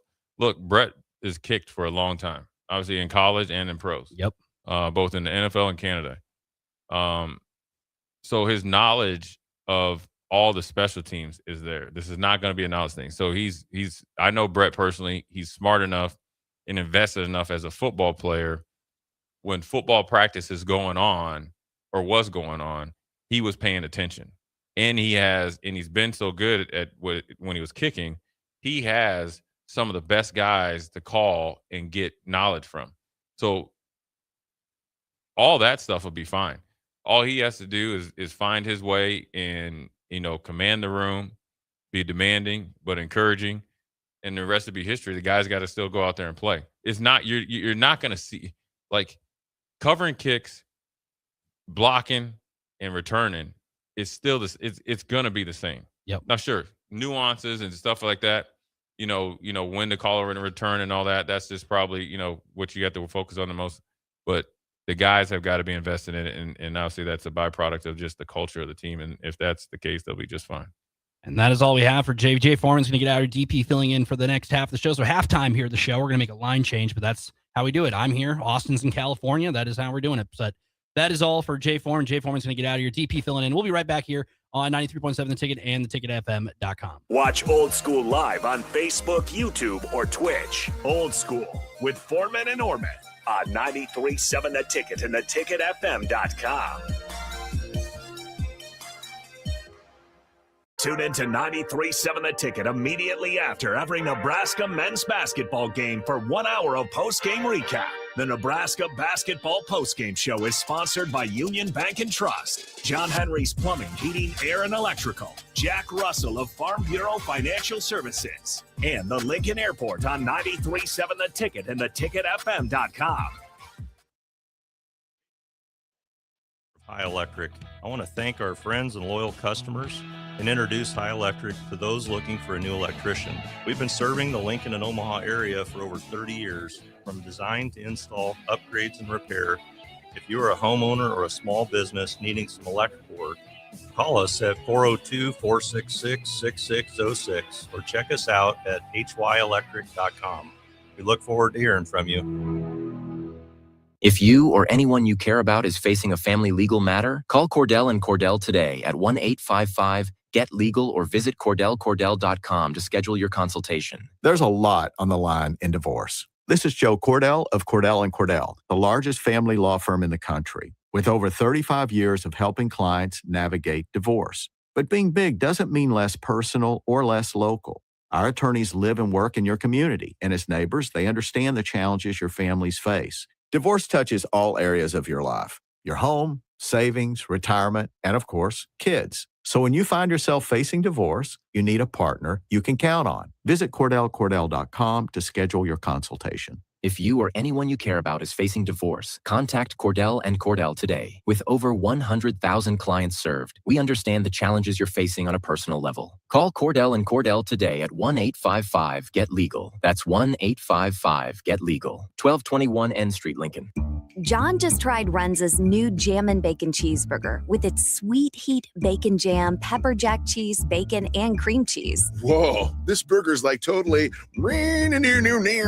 What? you know, boom, boom, boom, boom. Not sure I'm getting it. It's totally jammin'. Ah, I see. Well, don't jam with your mouth full. Try the Jammin' Bacon Cheeseburger. Because from the way we make it to the way it makes you feel, Runza makes it all better. Are you looking for an exciting new way to put your skills to work? Explore new career options in the fintech industry at Currency, a Sandhills global company. We offer full-time positions in financial sales, compliance, operations, and other fields. We also offer a 4.5-day work week, an attractive benefits package, and opportunities for advancement. Put your motivation to work and grow with us at Currency. Visit gocurrency.com/careers to learn more.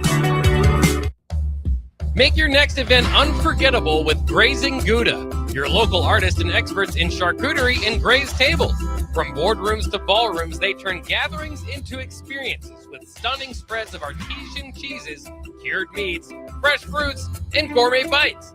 Perfect for corporate luncheons, weddings, parties, or any celebration that deserves a wow moment. They handle the details. You take the compliments. Book your graze table today at GrazingGouda.com. Grazing Gouda, because every event deserves to be savored. Bauer Underground has been serving local contractors and utility contractors all across the state since 1997. When you see the black and white trucks, you know that the best workers in the business have arrived. Bauer is currently looking for equipment operators, laborers, diesel mechanics, and aerial linemen. Join the brotherhood built on hard work, authentic people, and a pedigree of success. They're offering top-notch benefits, a matching 401k, and a $600 per year clothing allowance. Bauer Underground, a family-friendly company with plenty of room for advancement. Do Do you ever feel okay in your current job and profession, but wonder if there's a better company that can offer more? Vision Mechanical is now hiring for journeyman plumbers and HVAC service technicians. Vision Mechanical offers top-of-the-industry wages, 100% paid health, disability, and life insurance, 401k with employee match, and paid holidays and vacation. Vision Mechanical believes in craftsmanship, teamwork, and building a better future one project at a time. Apply today or learn more at visionmechanical.net or email Ron at vmech.net. When it comes to keeping your equipment running, you've got options at Landmark Implement. Whether you need premium John Deere parts or a more economical solution, A&I Parts from Landmark deliver the dependable performance you can count on with cost savings up to 40%. From filters and bearings to belts and everyday repairs, A&I Parts are built to work as hard as you do while helping stretch your budget further. Stop by your local Landmark Implement parts counter today or shop online anytime at shop.deere.com and experience the Landmark difference. Hello, I'm Steve Sipple, co-host of Early Break, weekday mornings from 6 a.m. to 9 a.m. And my favorite thing to do, see, or go to in downtown Lincoln is probably O'Rourke's. It's not like I go there that often, but when I do, it takes me back to my college years. It's always been a very chill bar. Seems like they play good music, just a good vibe in there. And I look forward to my next trip into that bar. This message is brought to you by the Downtown Lincoln Association and 93.7 The Ticket. There's no place like McKinney's Irish Pub for St. Patrick's Day, so mark your calendars to join in on the fun for their 12th annual Street Festival. The party goes all weekend long, but starts on March 14th and 15th with tons of giveaways, great Irish food, and green beer. And it continues on Tuesday the 17th for actual St. Patrick's Day.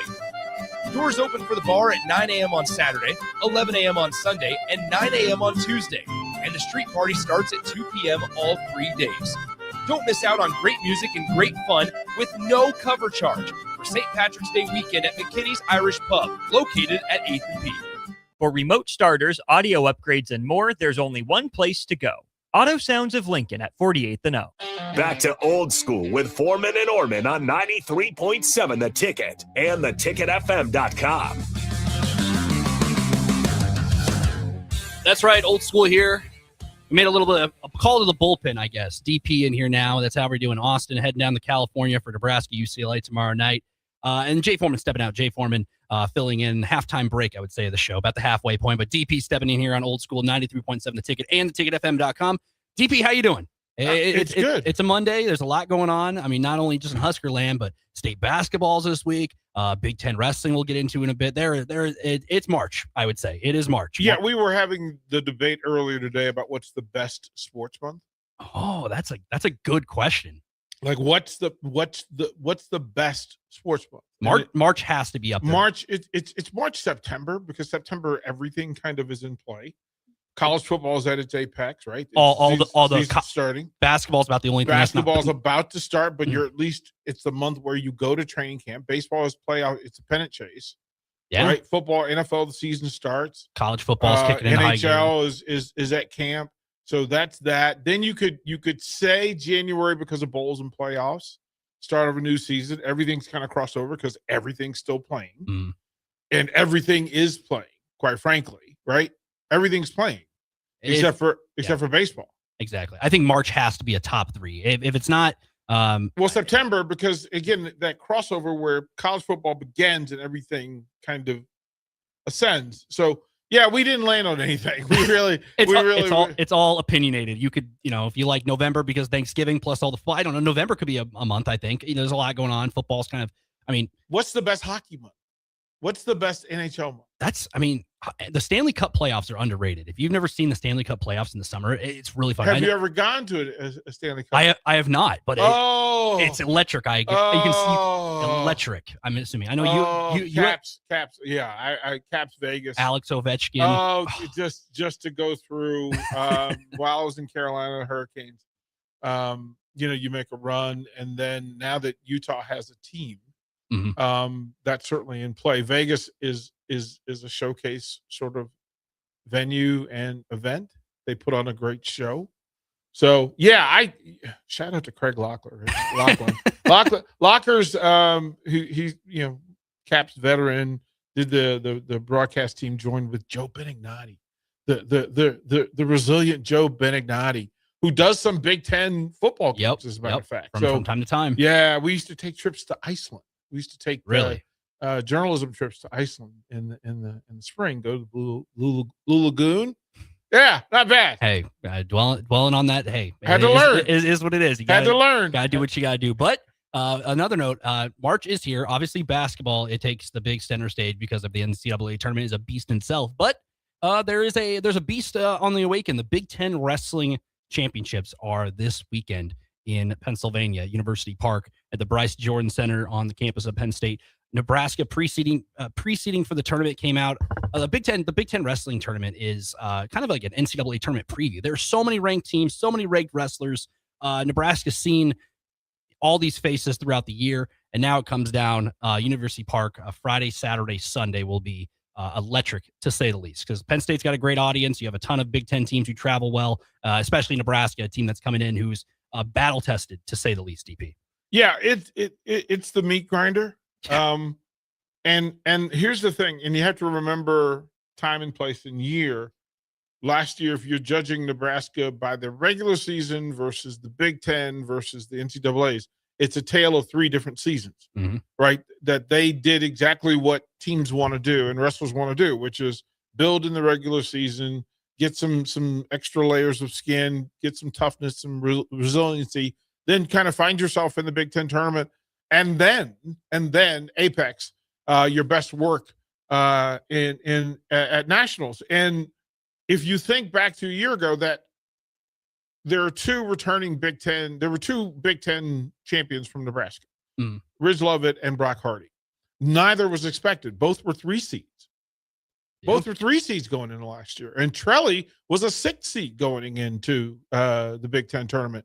So then the progression, right? You didn't have the result, and then you go to nationals, and then, the light bulb goes on.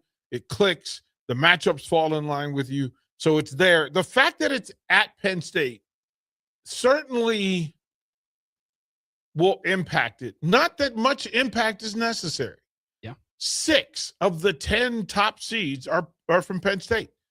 That's add to that there are 2 so 8 of their 10 wrestlers are 1 or 2 seeds.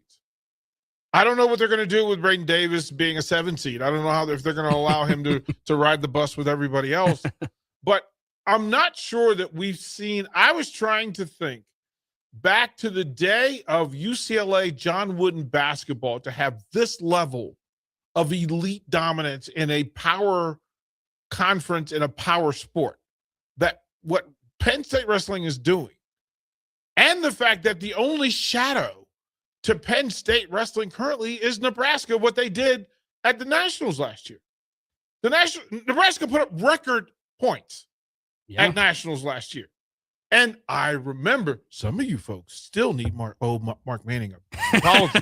Some of y'all still owe Mark Manning an apology for saying he should have been fired, because what he's doing it with magic. This is doing the yeoman's work, stellar staff. You got 2 number 1 seeds, and they weren't who you thought they were going to be. Yeah, you have Antrell Taylor, 157, and you have Christopher Minto at 174. But then outside that, you have a lot of 2 seeds, a lot of 3 seeds. You have a couple 6 seeds. Cale Lorison, the 11. Like you said, it doesn't matter if you're the number 1 seed. Like you said, Brock Hardy, Ridge Lovett entered 3. You have to come and bring it in, because you're wrestling the best of the best across those 72 hours, especially. And Penn State, obviously, they have all the 1 seeds, but hey, it's the Big Ten, and they are dominant. But hey, Nebraska, Ohio State, Iowa, everybody's bringing their A game this time of year. Well, I mean, the A game is the only thing that's allowed. Like, of all the seeds, that all the wrestlers who are at this tournament, that there will be a tougher draw at the Big Ten tournament than there will be at nationals. Yeah. Like to say that the tougher tournament is the Big Ten tournament. Yeah, you're getting the outliers that folks are coming from Iowa State, Oklahoma State, NC State, Virginia Tech. There's a few, right, that are going to find their way in and sneak in. But none of those wrestlers have gone through the meat grinder that Big Ten wrestlers have gone through, right? I mean, think about that. That 6 number 1s are sitting staring you in the face, and 2 number 2s that are pissed that they're number 2. How dare you? How dare you? And here's the part. that you could actually start to see the story being told. That, okay, listen, I don't have that prognosticator thing in me where I would predict how this plays out, because nobody predicted Nebraska number 2 last year at Nationals. Nobody. Or, as a matter of fact, number 2 at Big Tens, quite frankly. But AJ Ferrari is going to add points. And, hey, folks, don't be surprised if he wins the dang thing. It's Big Ten wrestling. I mean, he's the number 2 seed, and he's going to get his shot at his target, right? Michigan gets the 1 seed at heavyweight. A stunner in my mind, Cam McDaniel is a 2 seed at 197. Big Papa Cam is a 2 seed. That is the value of work being done over the season. Trust the process. Get better. Fix the things that you need to fix. And he's sitting right behind Josh Barr, who's legit. I mean, who's legit, like legitimate. And that's a if that's not a confidence builder, I don't know what is. You're going in, hey, Camden McDaniel, hey, you're sitting in the 2 seed, you're sitting right behind one of the Penn State guys. Hey, you belong with the best of the best. I think that is a confidence builder himself. I don't know how many sports DP you can say the conference tournament is going to be maybe tougher than the road in the NCAA championships. Yeah, this is one of them that's, like you said, the John Wooden at UCLA. I don't know what else you can say about anything else, because that's a Penn State team who has so many ranked number 1s. Usually don't see that in wrestling. Sometimes there's a drop off in some weight class and whatnot, but you have 6 number 1s, and then you're also adding in the Ohio States, the Iowas, the Nebraskas, Illinois and Indiana are kind of lurking right behind there. There's so much, the depth is unreal. To say the least. This is what let me like, I laughed when I saw this for a variety of reasons, and friction changes you. It's necessary for change, and for you to change your location, friction is required. Either to go forward, up, or down, or back. Friction is required. Most people either objects at rest, all those things. When the number 1 seed for 157, and if you do them in reverse order, that PJ Duke, who is the baby doll at 157, is ranked number 2. You kind of get the feeling that Penn State kind of worked the system to upset its guys who maybe haven't had the ideal season or the perfect season. Hey, we're going to put you number 2. Hey, if you go to 174, Levi Haynes isn't taking a second seat to anybody in this weight class. What did they do? They pulled Christopher Mento from 4 and put him at 1. Boy, if you're Levi Haynes, you're like literally you're eating Christopher Mento burgers this week, trying to get it together. And if you're Mark Manning, they did you a favor. You made AJ number 2, Hardy's at 2, right? You upset Jacob Van D, making him a 6. The nerve, the absolute nerve. Silas Allred in this run. Remember, this is the final Big Ten tournament for Silas Allred and Brock Hardy. Things are in play. This is going to be an exceptional Saturday and an even better Sunday. Saturday's going to be fire because, again, there are upsets all over round 1 and round 2. And then that will dictate the semifinals and the finals on Sunday. It's going to be a great tournament. This may go down as good a Big Ten wrestling tournament as we've seen. The atmosphere is going to be electric. Because not only you have Nebraska who travels well, you have Penn State right in their backyard. Oh, and by the way, you smacked Ohio State around with a glove. Gentleman style, they took the glove off and said, "Sir, Ohio State, backhanded forehand with the glove," because what? You won Ohio State number 1. Crazy. Sir, we saw that team. Yeah, this tournament's going to be fun. It's going to be fun. We're going to take a break here on 93.7 The Ticket and TicketFM.com. I'm Nick Wyman. He's DP. We'll be right back after this break. You're listening to Old School with Jay Foreman and Austin Orman. Download the mobile app and listen wherever you are on 93.7 The Ticket and TheTicketFM.com. Looking to get a room downtown or near South Lincoln? Abe Lincoln would tell you no to the Ford Theater and yes to Lincoln Hotel. Save up to 40% off downtown Lincoln prices with a nice clean room and comfortable stay. Lincoln Hotel is locally owned and offers a day pass to the city's largest locally owned gym, Good Life Fitness. Long-term stays are available. You can learn more about pricing and book your Lincoln Hotel stay today at staylnk.com or call 402-600-0565. That's staylnk.com or call 402-600-0565. Graham Tire presents life's greatest adventures. Okay, buddy, here we go. Just keep your eye on the ball. All right, just swing right through it. Yeah, good job. Way to go. Hey, run it out. Okay. Great road trips start with great service. Graham Tire, your tire store next door, with 5 convenient Lincoln locations, getting you to the places that matter most. If you're seeking a career with a growing company, Gaina Trucking and Excavating is hiring and looking for additions to their team. Gaina Trucking has a strong team culture, competitive pay, 401ks, and benefits like health, dental, and vision. Drivers are guaranteed 40 hours per week, even in the winter months, and are home every night. Start your career today at Gaina Trucking and Excavating. Apply today at GainaTrucking.com. Are you looking for something different for lunch or dinner in Lincoln? Big 8 is now open at 1226 P Street, serving seafood boils and Asian cuisine. Get your hands messy with fresh, flavorful seafood boils, hot, cold, and made to share. Or enjoy classic Chinese and Asian dishes, perfect for lunch, dinner, or a night out with friends and family. Big flavors, generous portions, and a brand new dining experience. Big 8, now open in Lincoln. Hey guys, it's Austin. Join me on Tuesday from Poly Pavilion in Los Angeles as 93.7 The Ticket covers Husker basketball's final regular season road game at 10 p.m. versus Mick Cronin and the UCLA Bruins. I'll have pregame and postgame videos on the Ticket social media pages as well as commentary throughout the game. And catch me on postgame beginning around midnight Central as well. Our coverage from Los Angeles is sponsored by the Lincoln Airport, Diode Technologies, Ben Blaker, a professional realty group of BHHS Ambassador, and Scissors and Scotch Lincoln. Do you ever feel okay in your current job and profession, but wonder if there's a better company that can offer more? Vision Mechanical is now hiring for journeyman plumbers and HVAC service technicians. Vision Mechanical offers top-of-the-industry wages, 100% paid health, disability, and life insurance, 401k with employee match, and paid holidays and vacation. Vision Mechanical believes in craftsmanship, teamwork, and building a better future one project at a time. Apply today or learn more at visionmechanical.net or email Ron at vmech.net.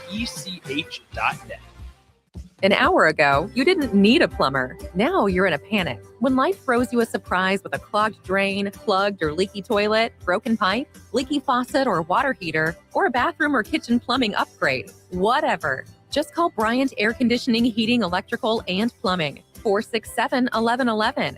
Keep that number handy, 467-1111. Or go to BryantLincoln.com. Bryant Air Conditioning, Heating, Electrical, and Plumbing. We do whatever it takes. Make your next event unforgettable with Grazing Gouda, your local artists and experts in charcuterie and braised tables. From boardrooms to ballrooms, they turn gatherings into experiences with stunning spreads of artesian cheeses, cured meats, fresh fruits, and gourmet bites. Perfect for corporate luncheons, weddings, parties, or any celebration that deserves a wow moment. They handle the details. You take the compliments. Book your graze table today at GrazingGouda.com. Grazing Gouda, because every event deserves to be savored. Are you looking for an exciting new way to put your skills to work? Explore new career options in the fintech industry at Currency, a Sandhills global company. We offer full-time positions in financial sales, compliance, operations, and other fields. We also offer a 4.5-day work week, an attractive benefits package, and opportunities for advancement. Put your motivation to work and grow with us at Currency. Visit gocurrency.com/careers to learn more. Hey there, this is Paul Scheel, owner of High Electric. I want to thank our friends and loyal customers and introduce High Electric to those looking for a new electrician. We've been serving the Lincoln and Omaha area for over 30 years, from design to install, upgrades, and repair. If you are a homeowner or a small business needing some electrical work, call us at 402-466-6606 or check us out at hyelectric.com. We look forward to hearing from you. Back to Old School with Foreman and Orman on 93.7 The Ticket and theticketfm.com.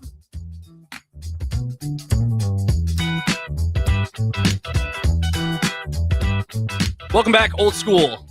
Nick Wyman alongside DP here on 93.7 The Ticket and theticketfm.com. Switching up. No Jay Foreman. He got out of here. And then Austin making the trip to California, replacing Nick Sainer out there for tomorrow night. Late edition of postgame around midnight. I will be here till 1 o'clock or whenever the chat stops. But hey, if you got a coffee or whatnot and you work overnight or whatnot, you want to hear some Husker basketball, I'll be here. Austin Norman will be here. And that's just what we do. That is just what we do. Big Ten wrestling, as we talked about, is a treat in itself. But Nebraska women's basketball, another tournament, they ended regular season with a dominant win over the Rutgers Scarlet Knights on Saturday, cap it off senior day to end up 18-11 on the regular season. They are the 12 seed in the Big Ten women's basketball tournament. They will play 13 Indiana at 2:30 Central Time on Wednesday in the opening round of that tournament. DP, 6-game skid for the women. Obviously, some of those games kind of mounted down to a one-quarter slump, playing some good teams like Maryland, Oregon, and whatnot. But they controlled their own destiny the rest of the way. They have this Indiana game. Get past that, and guess what? You got another date with Washington potentially. And they are right now needing wins and not losses and avoiding landmines and trying to benefit their resume and make it a little better because you have a 6-game skid. It's not good to lose in any sport. Some of those losses, led by double digits against Oregon, then kind of falter in the end. One quarter kind of gets away from you. That's kind of been the tail for this team so far. But you played all these ranked teams. The Big Ten Women's Basketball Conference, much like wrestling, really top heavy and really, really strong in general. It was interesting. So last year at Women's Big Ten, at the Ladies Big Ten tournament, I saw the best version of Nebraska basketball that I had seen in quite a while. And if they do not run into the UCLA juggernaut, yes, I think they make a legitimate run in both the Big Ten and the NCAAs. They found parts of themselves, and that's part of maybe a little of the disappointment is this season, because I saw a version that I thought could move forward and translate into success this season. Didn't get it. Maybe I'm a year early in thinking that Brett Prince would give us Sam Hoiberg everything. Yeah. Does that make sense? Yep. Because that's what she did in the Big Ten tournament last year. And I thought she had the pieces. Now, some injuries, it's a thing. It plays in. But the opportunity for them, again, you're going to face Indiana, and any Indiana team that you know what you're facing. Play your game, you'll be fine. The importance of playing your game and getting a win against Indiana might be the difference between playing in the Big Dance or not. Currently, bracketology has them as an 11, which is the last available, I think the last 4 in. Yep. And you have to be careful, right? And 1 win, nice. 2 wins, better. Hey, let's get off that play-in line because we're really trying to spend extra days in Dayton, Ohio. Is that what we're doing? That's where we want to be. Now, I think it's brilliant business. If you're the NCAA, give me Husker fans traveling to Dayton for the play-in. That's certainly, or wherever they're going to play, right? That would certainly work. But, sir, must win. Must win Wednesday. There's nothing, they have to win it. If you're Amy Williams, I would imagine coach wants to, look, every coach wants to win. Yep. And you want to do that, and you think it's the right thing to do. But I think there's importance. There's position importance. There's stability importance. There's recruiting importance. And there is standard importance. So this is a big day. This is a big ball game. And it's the early game. You're going to have to provide your own juice. Yeah. You're going to have to provide your own juice. Now, I would imagine that you would normally think you have the crowd advantage. Except for where is this tournament? It's in Indianapolis. Right. And Indiana's literally their backyard, essentially. It's a home game. So the deck is stacked. We're rooting for them. We think it's a good opportunity, but my goodness gracious. It backs against the wall. Like you mentioned, early game, these conference tournaments, that's just what happens.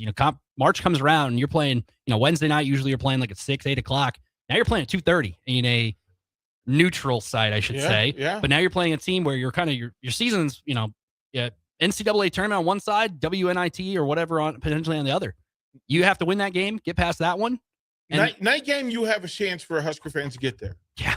2:30 game, that means they got to go the night before. On a Wednesday. You got to go the night before. So now you've extended it, and folks aren't committed because they don't know. They're going to wait. Like, there's a difference between going in for a Thursday early game where okay, we've earned the right to not be on the bubble here. Yeah, this is tough. It shakes out. It's funny how the bracket shakes out. Then you have then if they win that game next day at 25 minutes after the noon game, probably around 2:30, 3 o'clock or whatnot, you will play Washington, who Nebraska just beat at the final seconds with a Britt Prince jumper from the top of the key for 3. And then Washington had 3 solid looks. Couldn't get the ball to go through the net. You're playing a team that's kind of out for revenge. It's kind of funny how the bracket shakes out and you have those kind of stories. Is that is that the way they want this thing to play out in your mind? Right. Yeah. You got the right two teams Exactly. up front before Ohio State. Is that you might as well. I mean, Nebraska, this team has played Michigan State tough, Oregon tough. They played Iowa twice. Then one quarter just kind of escaped them. Ohio State, one quarter's just kind of escaped them. If they can put it all together, you don't like to lose 6 games. Well, I don't know. So is there a correction that it's Ohio State is the second game, not Washington? What's the bracket say? It looks like the 5 seed is. Is that Ohio State? It looks like it is Ohio State. My bad. Right. The bracket on the Big Ten website is wrong. I'm just. I was looking at it. Hey man, this is why we're journalists, bro. We got to look for some other stuff. Hey, still Ohio State. Opportunity. No. I would rather it be Washington, quite frankly. But that is just how it. That's just. It's funny how the bracket plays out. And well, if you win one of the games down the stretch that got away, you've got a much more comfortable bracket. That's all. And that is just how the cookie crumbles. And you gotta win. And then this time of year, hey, we've seen teams like an NC State with DJ Burns a couple years ago make a run. It's the magic of March, DP. Yeah. You never know. You better come to play, or else some team could get hot and they play 5 days in a row, and who knows what happens. That's the magic of March. So we're gonna be right back. We'll talk Nebraska men's basketball as they prep to play UCLA right after this here on 93.7 The Ticket. Watch Old School live on Facebook, YouTube, or Twitch. Old School with Foreman and Orman on 93.7 The Ticket and theticketfm.com.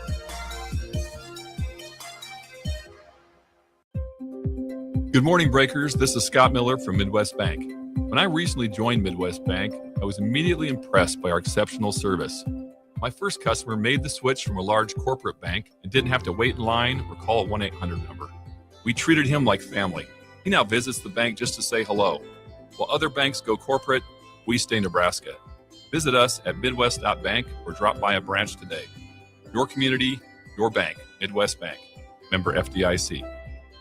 Hey guys, it's Nick Sainert. Join me and the rest of the 93.7 The Ticket crew as we bring you live coverage of the 2026 NSAA Girls State Basketball Tournament from Pinnacle Bank Arena. The action tips off Wednesday, March 4th. If it's being played at Pinnacle Bank Arena, it's heard on The Ticket. Class A to Class D2 all week long. Join us March 4th through March 7th as we crown 6 state champions from the 2026 NSAA Girls State Basketball Tournament right here on 93.7 The Ticket and theticketfm.com. Are you looking for a fresh new hangout spot? Let me tell you about Liquid Assets Sports Bar, where Mondays mean new weekly drink and food features. With 23 taps, a full lineup of cans and bottles, and 40 TVs blasting every sports package out there, you'll never worry about missing a play. Savor high-end spirits at their stylish top-shelf bar, enjoy a healthy menu, family-friendly atmosphere, and catch all of your favorite teams every day. Doors open daily at 11 a.m. Liquid Assets Sports Bar, located at 2755 Jamie Lane in South Lincoln. Do you ever feel okay in your current job and profession, but wonder if there's a better company that can offer more? Vision Mechanical is now hiring for journeyman plumbers and HVAC service technicians. Vision Mechanical offers top-of-the-industry wages, 100% paid health, disability, and life insurance, 401k with employee match, and paid holidays and vacation. Vision Mechanical believes in craftsmanship, teamwork, and building a better future one project at a time.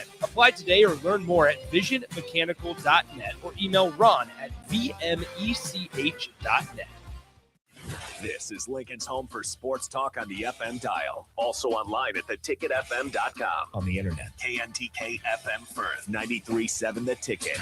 If you or anyone you care about is facing a family legal matter, call Cordell and Cordell today at 1-855-GET-LEGAL or visit CordellCordell.com to schedule your consultation. There's a lot on the line in divorce. This is Joe Cordell of Cordell & Cordell, the largest family law firm in the country, with over 35 years of helping clients navigate divorce. But being big doesn't mean less personal or less local. Our attorneys live and work in your community, and as neighbors, they understand the challenges your families face. Divorce touches all areas of your life: your home, savings, retirement, and of course, kids. So when you find yourself facing divorce, you need a partner you can count on. Visit CordellCordell.com to schedule your consultation. If you or anyone you care about is facing divorce, contact Cordell and Cordell today. With over 100,000 clients served, we understand the challenges you're facing on a personal level. Call Cordell and Cordell today at 1-855-GET-LEGAL. That's 1-855-GET-LEGAL. 1221 N Street, Lincoln. Select Plumbing and Utility has been serving Lincoln and the surrounding area for 14 years, and they're not slowing down. Select Plumbing and Utility handles all your plumbing needs, from faucets and water heaters to full renovations, and they can even help with your heating and cooling needs. They're also Lincoln's underground experts, repairing and replacing broken underground water and sewer lines since day one. Contact Select Plumbing and Utility today at 402-560-6197,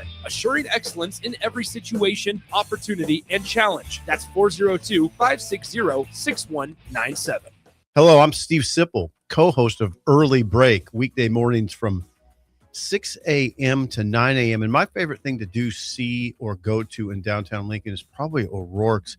It's not like I go there that often, but when I do, it takes me back to my college years. It's always been a very chill bar. Seems like they play good music, just a good vibe in there. And I look forward to my next trip into that bar. This message is brought to you by the Downtown Lincoln Association and 93.7 The Ticket. Tune in to 93.7 The Ticket immediately after every Nebraska men's basketball game for 1 hour of post-game recap. The Nebraska Basketball Postgame Show is sponsored by Union Bank and Trust, John Henry's Plumbing, Heating, Air, and Electrical, Jack Russell of Farm Bureau Financial Services, and the Lincoln Airport on 93.7 The Ticket and theticketfm.com. You started your business to build something special. Now it's time to grow and protect it. At Pinnacle Bank, our treasury management services help you do just that. Through smarter payment technology, account administration, and fraud protection. So no matter the size of your business, you can get the most out of your financial operations. Request your free consultation at pinbank.com/consult. Pinnacle Bank, the way banking should be. Member FDIC. In every office, there's two types of people. There are those who bring in bagels and those who eat the bagels that someone else brought in. Everybody likes the first person. Be that first person. Weekday mornings at 7:30, you have a chance to win a business box of bagels from Bagels & Joe. All you have to do is shut up, Sipple. 2 questions for you, 2 for Sip. Win, and the bagels are yours. Lose, well, you don't want to lose. You lost Monday, you lost Wednesday, you're a loser. Shut up, Sipple. Weekday mornings at 7:30, brought to you by Bagels & Joe. There's no place like McKinney's Irish Pub for St. Patrick's Day, so mark your calendars to join in on the fun for their 12th annual Street Festival. The party goes all weekend long, but starts on March 14th and 15th with tons of giveaways, great Irish food, and green beer. And it continues on Tuesday the 17th for actual St. Patrick's Day. Doors open for the bar at 9 a.m. on Saturday, 11 a.m. on Sunday, and 9 a.m. on Tuesday. And the street party starts at 2 p.m. all 3 days. Don't miss out on great music and great fun with no cover charge for St. Patrick's Day weekend at McKinney's Irish Pub, located at 8th and P. Coming at you live from the heart of downtown Lincoln. This is Old School with Foreman and Orman. Nebraska Football Hall of Famer Jay Foreman. Here's Coy Detmer dropping straight back in the pocket. Rifles a pass. It was tipped. It's picked off by Foreman. He's at the 15, 10, 5. He'll score! Foreman got it, and it's touchdown Huskers. Black shirts answer the call one more time. And Austin Orman. Old School with Foreman and Orman is sponsored by Graham Tire Company of Lincoln, your tire store next door with 4 Lincoln locations. Old School with Foreman and Orman on 93.7 The Ticket and theticketfm.com. That's right, old school. Not Austin Norman and Jay Foreman, but Nick Wyman and DP pinch hitting, filling in out of the bullpen, whatever you want. Baseball's in the air. Got to get some baseball term knowledge in there. But we're here. Old School always brought to you by Graham Tire of Lincoln, as always, here on 93.7 The Ticket and theticketfm.com located at 1040 O Street. DP, basketball is taking the world by storm, Nebraska basketball in general, here in March. March is here. This is the time where college basketball takes center stage, and Nebraska basketball has done that since not only just in March, but since the beginning of the year. Undefeated team, obviously dropped some close games to some real top teams in the Big Ten, but here they are. West Coast trip. Last year went 2-0 in the Pacific Northwest against Washington and Oregon. Get a win on Saturday against USC, 82-67. And now heading down to historic UCLA, which is another team coming in hungry. They suffered a loss in Minnesota, and when they've struggled away from the West Coast. And now you have a team coming in kind of in a similar situation as USC needs to win this time of year, facing a top dog like Nebraska. So it should be another fun one. 10 o'clock tip off local time here. But hey, it's an exciting time. Big Ten basketball's wrapping up, and it should be another fun one. Do you know what UCLA's record is at home? They're solid at home. That's the thing. They're really good. I don't know off the top of my head, but I know that they've just beat Illinois in overtime. 16-1. Beat Illinois in overtime At Pauley Pavilion. Yep. Donovan Dent hit the coast to coast a couple weeks ago to beat Illinois, and then they hit a shot at the buzzer basically to beat Purdue. So 16-1 at Pauley Pavilion. And when you play well in your building, I mean, there's several things to follow, because there is a mystique that exists at Pauley Pavilion. The ghost of that building. I think we don't talk about Pauley Pavilion enough as an elite basketball palace, college basketball palace. All the banners, all of the legends that played there, the fan base, the mystique. Yes, it's LA, and there's plenty to do in LA that will occupy people when Bruins basketball isn't doing its thing. But 16-1, they're doing something in that building, and they're doing it right, and they play well in that building. Sometimes the friendly confines matter. So this is a team that you have to pay attention to, and the talent that they have on the team. We understand that they have flaws, but in that building, for whatever reason, and it could be shooting backdrop, it can be crowd proximity to floor, it could be anything, right? But there's something in the building, and this is a big, long, athletic Bruins team. You're talking about a team that has 6'9", 6'9", 6'10", 6'9", 6'11", 6'8", 6'9". Tall team. This is a tall team. Now, difficulty defending the three. You can gas them by cutting to the bucket, right? Stretching and then cutting behind. But you have to win the rebound battle against UCLA at Pauley Pavilion. That's just to say it as that will be. Look, we understand there'll be a game of runs, and the crowd's going to hang out long enough to get them back into it. Whatever way it starts, there's going to be a moment where the momentum shifts. But being dominant in possession, stealing and creating empty possessions against UCLA is vital. That if they miss a shot, you must make them pay by getting the ball. You cannot allow them second chance opportunities. And and I don't mean second chance points. I mean opportunities. Bunny layup missed or what? You cannot allow that. Listen. Make some concession on the run. You're still fast enough to outrun the length, but do not get outworked on the offensive board, on UCLA's offensive board. This is the thing. They will have hot and cold nights shooting the ball. They have guys, they have some shooters. They also have a couple of scorers, but I don't feel threatened by that. It's the extra possessions where a missed shot turns into, okay, you've broken the rubber band, you've broken the string that attaches the Huskers defensively, and then something happens, and you make Nebraska defend. More than that, this will be a foul and free throw ball game. Like do not put UCLA at the free throw line at home. We know that doesn't play well on the road. So Nebraska has the game plan. They also have the players. Yeah. And shout out again, Price Sanford, co-player of the week in the Big Ten for his numbers. 48 points in the week, average 24 game. Well done, kind sir.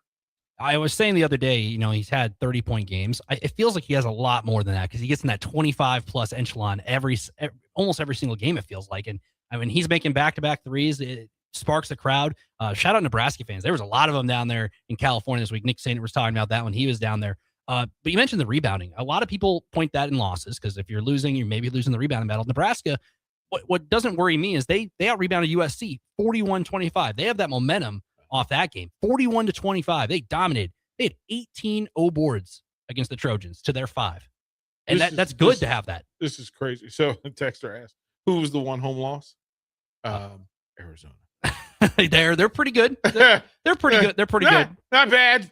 Not bad. They got a big one tonight. They're playing Iowa State 2-4 matchup.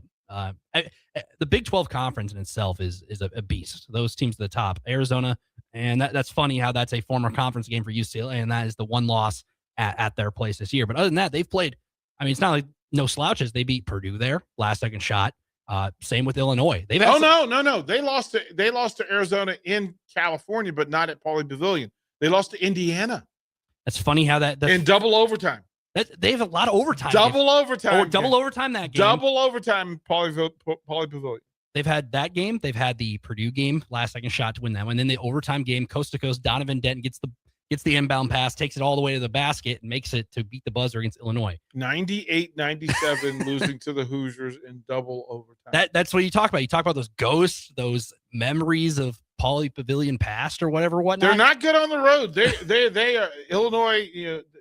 They got Illinois there. They beat Illinois at Pauley Pavilion 95-94 in overtime. It is interesting, right? How you play and where you play matters. But here's my thing. Okay. Nebraska's the better team. Bracketology has UCLA, depending on which version of it, either an 8 or a 9 seed. Yep. So if you say that, listen, they're in that top 40 range, Nebraska would be favored even at Pauley Pavilion, and then play to your level. And can we point out, there's a thing that was pointed out to me when I was back in DC. As good a season as Nebraska has had, how good would the season have been with Connor Sejan as another weapon? Yeah, excellent guy. And he, did it at Wisconsin, and that just kind of how it went down. When he leaves there, gets an opportunity, comes to Nebraska. And I remember when he went down, everyone was kind of like at that point, it was early in the season, and it's like, man, that's a deflating loss. He's a experienced player for these guys, and him going down, and then it's like, maybe this is the point where the wheels fall off, because we've seen time and time again, Nebraska injuries have depleted teams, and what happens? How does the team respond? He's been there throughout, and having a guy like that there, like he is present regardless. Like he's at games, he's in the huddles, everything like that.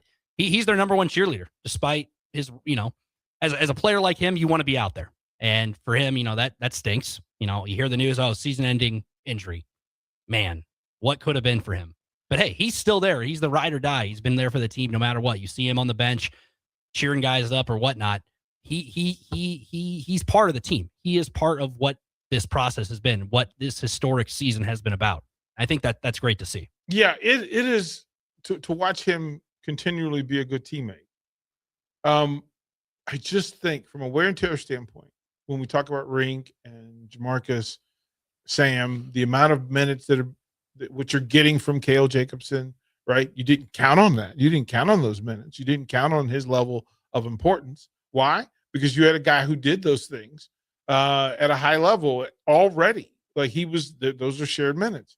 And I just think it's wear and tear and burden, right? Because we would have said in our heads, there's going to be 2 games where Connor Sejan is going to be a difference maker for Huskers against a really good team. You're missing those 2 games. You're missing those 2 games. And we could have said 4 games, right? And would have been authentic in saying it. So, and this is the time of year where this matters, where Fred could look down the bench and Connor Sejan will be there looking at him with his warm-up top in his hand. And this time, unfortunately, you're not going to have him. Yeah. It'll be a great. They drew 13,000 for USC because again, it's home game and a home rivalry. Texture says there'll be a great Nebraska contingency. There was for football. So that certainly makes all the sense in the world that Nebraska fans are out there. On a Tuesday, late night is a little bit different than going out on a Saturday and having time to go back to wherever you're from and get to wherever you get to. It's also late in the season where, okay, Nebraska has NCAA tournament is kind of already on lockdown, and hey, maybe I want to. Does that bring you more? Does that bring them more fans though? Should. Right? That should. Playing well would bring them more fans than this game being meaningful in the sense that you need it to get to the tournament. Can clinch a triple bye as well. So there's a lot on the table. I know Michigan already locked up the Big Ten regular season title, but you can clinch a triple bye with a win. I made a commitment to speak this into absolute existence, that Nebraska wins tonight and gets the triple bye, so that you can clear the palette for Iowa, right, and go into the tournament in full. And listen, there's several different speed bumps set along the way for Nebraska basketball, especially the men. And the opportunity for Coach Hoiberg to get this team locked into one game at a time. Just simply go 1-0 and don't pay attention to anything else. If they can lock in and focus, some people use the word sluggish in a couple of the last Husker games.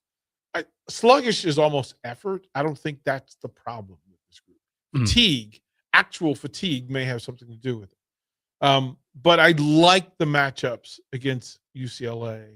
I just think the opportunity is there for Nebraska to just play within itself. UCLA is not beating Nebraska without Nebraska's help.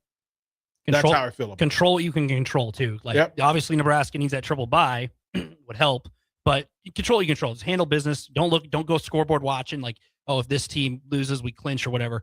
You have an opportunity to just close it out on the road on the West Coast, and then mind your business. Makes that exactly and makes that trip, coming back to Lincoln, makes that trip from West Coast a little bit better. And you leave on the good taste in your mouth.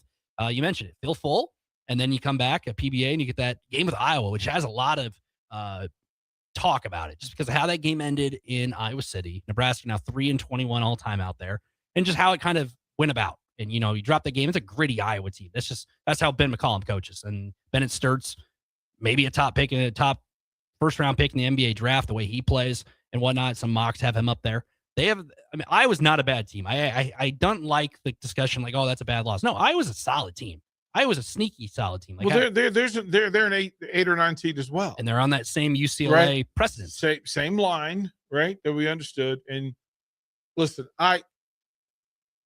Nebraska's at the point now for the rest of the season, one game at a time, that Nebraska doesn't care about my neighbor's yard. I don't care what my neighbor's doing. I need to handle my business. I will live in peace and have a great life if I handle my business. I'm not looking over at Iowa. I'm not looking forward to Iowa. I'm not looking at Michigan. I'm not looking at Michigan State. I don't care. I'm going to handle my business. Whatever's in my crib today, that's what I'm going to handle. And then I'll put that down. I'll celebrate for a day, and then I'll go get whatever's next. Then Iowa, until this weekend, they don't exist. It's UCLA tomorrow. Get your work in, and then you'll deal from there. 8985 also says basically the same thing. This team isn't a team that scoreboard watches. They just go out and do their thing. That's kind of what you saw in USC. Obviously, you're down at half. It gave me very Minnesota vibes to that game. Not just because both teams are wearing ketchup and mustard colored jerseys or whatnot, but Minnesota had a lead in that game, hit some tough shots. USC did the same thing. USC hit some tough shots. And then all of a sudden, Nebraska scores 50-plus points in the second half and just handles business and gets out of there with the win. If I asked you, so the better that UCLA is going to go into this thing shooting 38% from three, and that is a momentum thing at home. That's the value of it. Yep. This is not a great rebounding UCLA team, which is weird because they are a very lengthy team. They're a lengthy team, but they're not very good at it, right? They're average, which tells me just do your job. Just do your job. A surprising number that they're not above 300 in the offensive rebound category. Interesting. That's a bit stunning to me with that length, but style of play matters.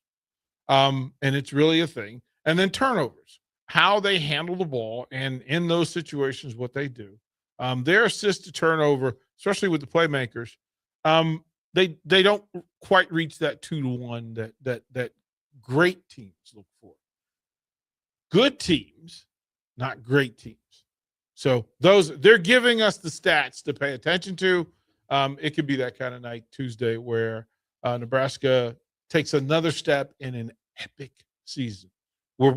What? Triple bye?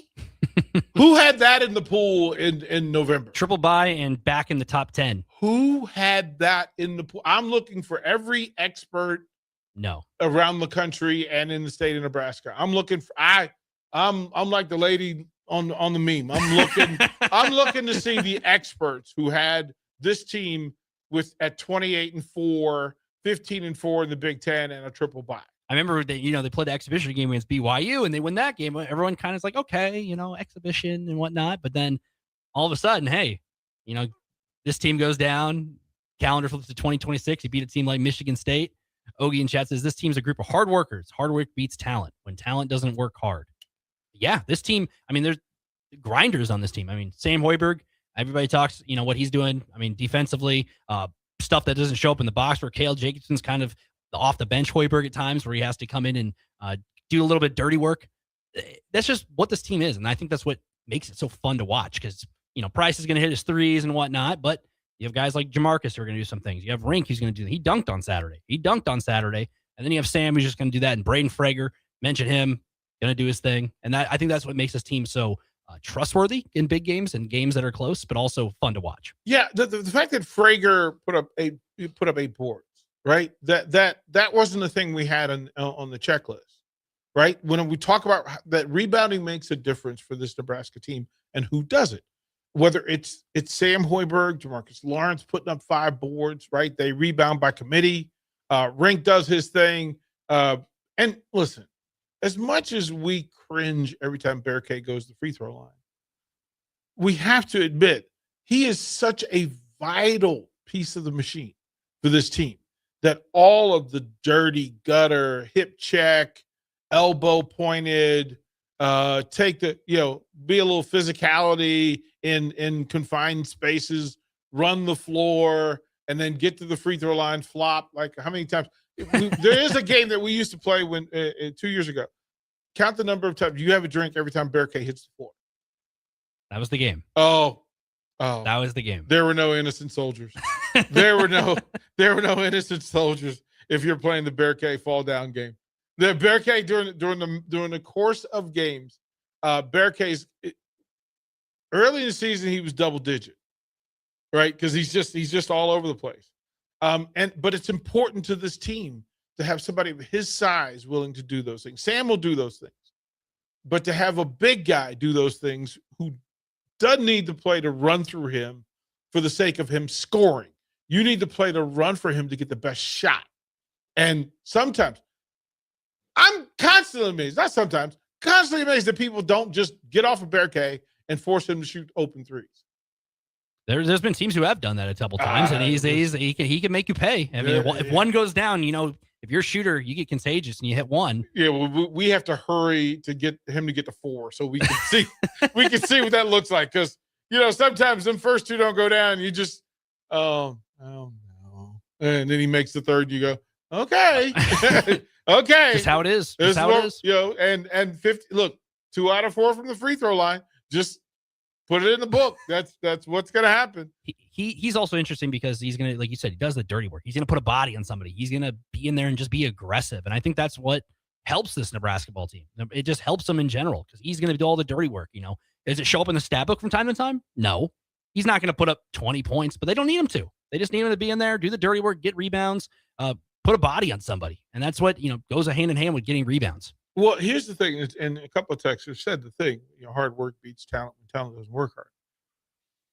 That applies in every conference except for the Big Ten conference. Yeah. Because everybody works hard in the Big Ten. You can't play in the Big Ten. You can't even lose all of your games in the Big Ten. There were Nebraska teams that won 9 games that played hard. They just weren't very good. They weren't very good. The Penn State grinds. Northwestern grinds. They're not the most talented teams, but they play hard. And then talent teams that play hard have greater success. Illinois plays really hard. That's why they're fun to watch. They're fun to watch. Iowa, as much as we don't like them, they play hard. They play hard. They also have talent. So much talent that they swung and missed at Sanford. Yeah. That's how much talent they have, that they allowed that guy to leave the program. Jump across the border. Amen. Jump across the border pretty much. And Amen. look what he was in Nebraska. I mean, Iowa, he only was playing around 15 minutes a game last year. And then all of a sudden, hey, look at him now, dropping 30 in California and hitting threes. His brother Peyton got assigned to a two-way contract in the NBA. Do you see that too? Oh, while we're talking two-way contracts, Bryce? Shout out to your boy Bryce. The team went to go watch them in Tyronn Lue, all that connection there. Oh. What are the odds that that's the schedule for the NBA and they go on that same trip to the West Coast and they get to stay on the West Coast, stay in LA? And what are the odds that the Clippers are playing down there? Tyronn Lue and then Bryce is there too, who is one of the fundamental guys, with Nebraska basketball, one of the top recruits they had. Didn't play long here, but hey, NBA guy and changed his body, changed the way he played in the sense that, listen, you know what he does for them? He defends. He provides length and physicality, and then he hits the open three. Shooting really good from the 3-point throughout the entire year. He's in the tops of the numbers, right? That it's all there. Plus, he is an exceptional finisher. So, bravo! Shout out to Bryce. All goes hand in hand. Hey, you know your role, and you establish it and put it together. Hey, got that standard contract. It works. It all works out. Attaboy. Who would have thought? But hey, we'll be right back. We're going to talk Nebraska baseball and softball. They have home games this week. It may not look too pretty right now. No sun out, but cross your fingers. Early March baseball and softball is always interesting. We'll be right back. Nick Wyman, DP, here in Old School on 93.7 The Ticket. You're listening to Old School with Jay Foreman and Austin Orman. Download the mobile app and listen wherever you are on 93.7 The Ticket and theticketfm.com. Hey guys, it's Austin. Join me on Tuesday from Poly Pavilion in Los Angeles as 93.7 The Ticket covers Husker basketball's final regular season road game at 10 p.m. versus Mick Cronin and the UCLA Bruins. I'll have pregame and postgame videos on the Ticket social media pages as well as commentary throughout the game. And catch me on postgame beginning around midnight Central as well. Our coverage from Los Angeles is sponsored by the Lincoln Airport, Diode Technologies, Ben Blaker, a professional realty group of BHHS Ambassador, and Scissors and Scotch Lincoln. John just tried Runza's new Jammin' Bacon Cheeseburger with its sweet heat bacon jam, pepper jack cheese, bacon, and cream cheese. Whoa, this burger's like totally What? You know, boom, boom, boom, boom. Not sure I'm getting it. It's totally jammin'. Ah, I see. Well, don't jam with your mouth full. Try the Jammin' Bacon Cheeseburger. Because from the way we make it to the way it makes you feel, Runza makes it all better. Hello, I'm Steve Sipple, co-host of Early Break, weekday mornings from 6 a.m. to 9 a.m. And my favorite thing to do, see, or go to in downtown Lincoln is probably O'Rourke's. It's not like I go there that often, but when I do, it takes me back to my college years. It's always been a very chill bar. Seems like they play good music, just a good vibe in there. And I look forward to my next trip into that bar. This message is brought to you by the Downtown Lincoln Association and 93.7 The Ticket. Hey there, this is Paul Scheel, owner of High Electric. I want to thank our friends and loyal customers and introduce High Electric to those looking for a new electrician. We've been serving the Lincoln and Omaha area for over 30 years, from design to install, upgrades, and repair.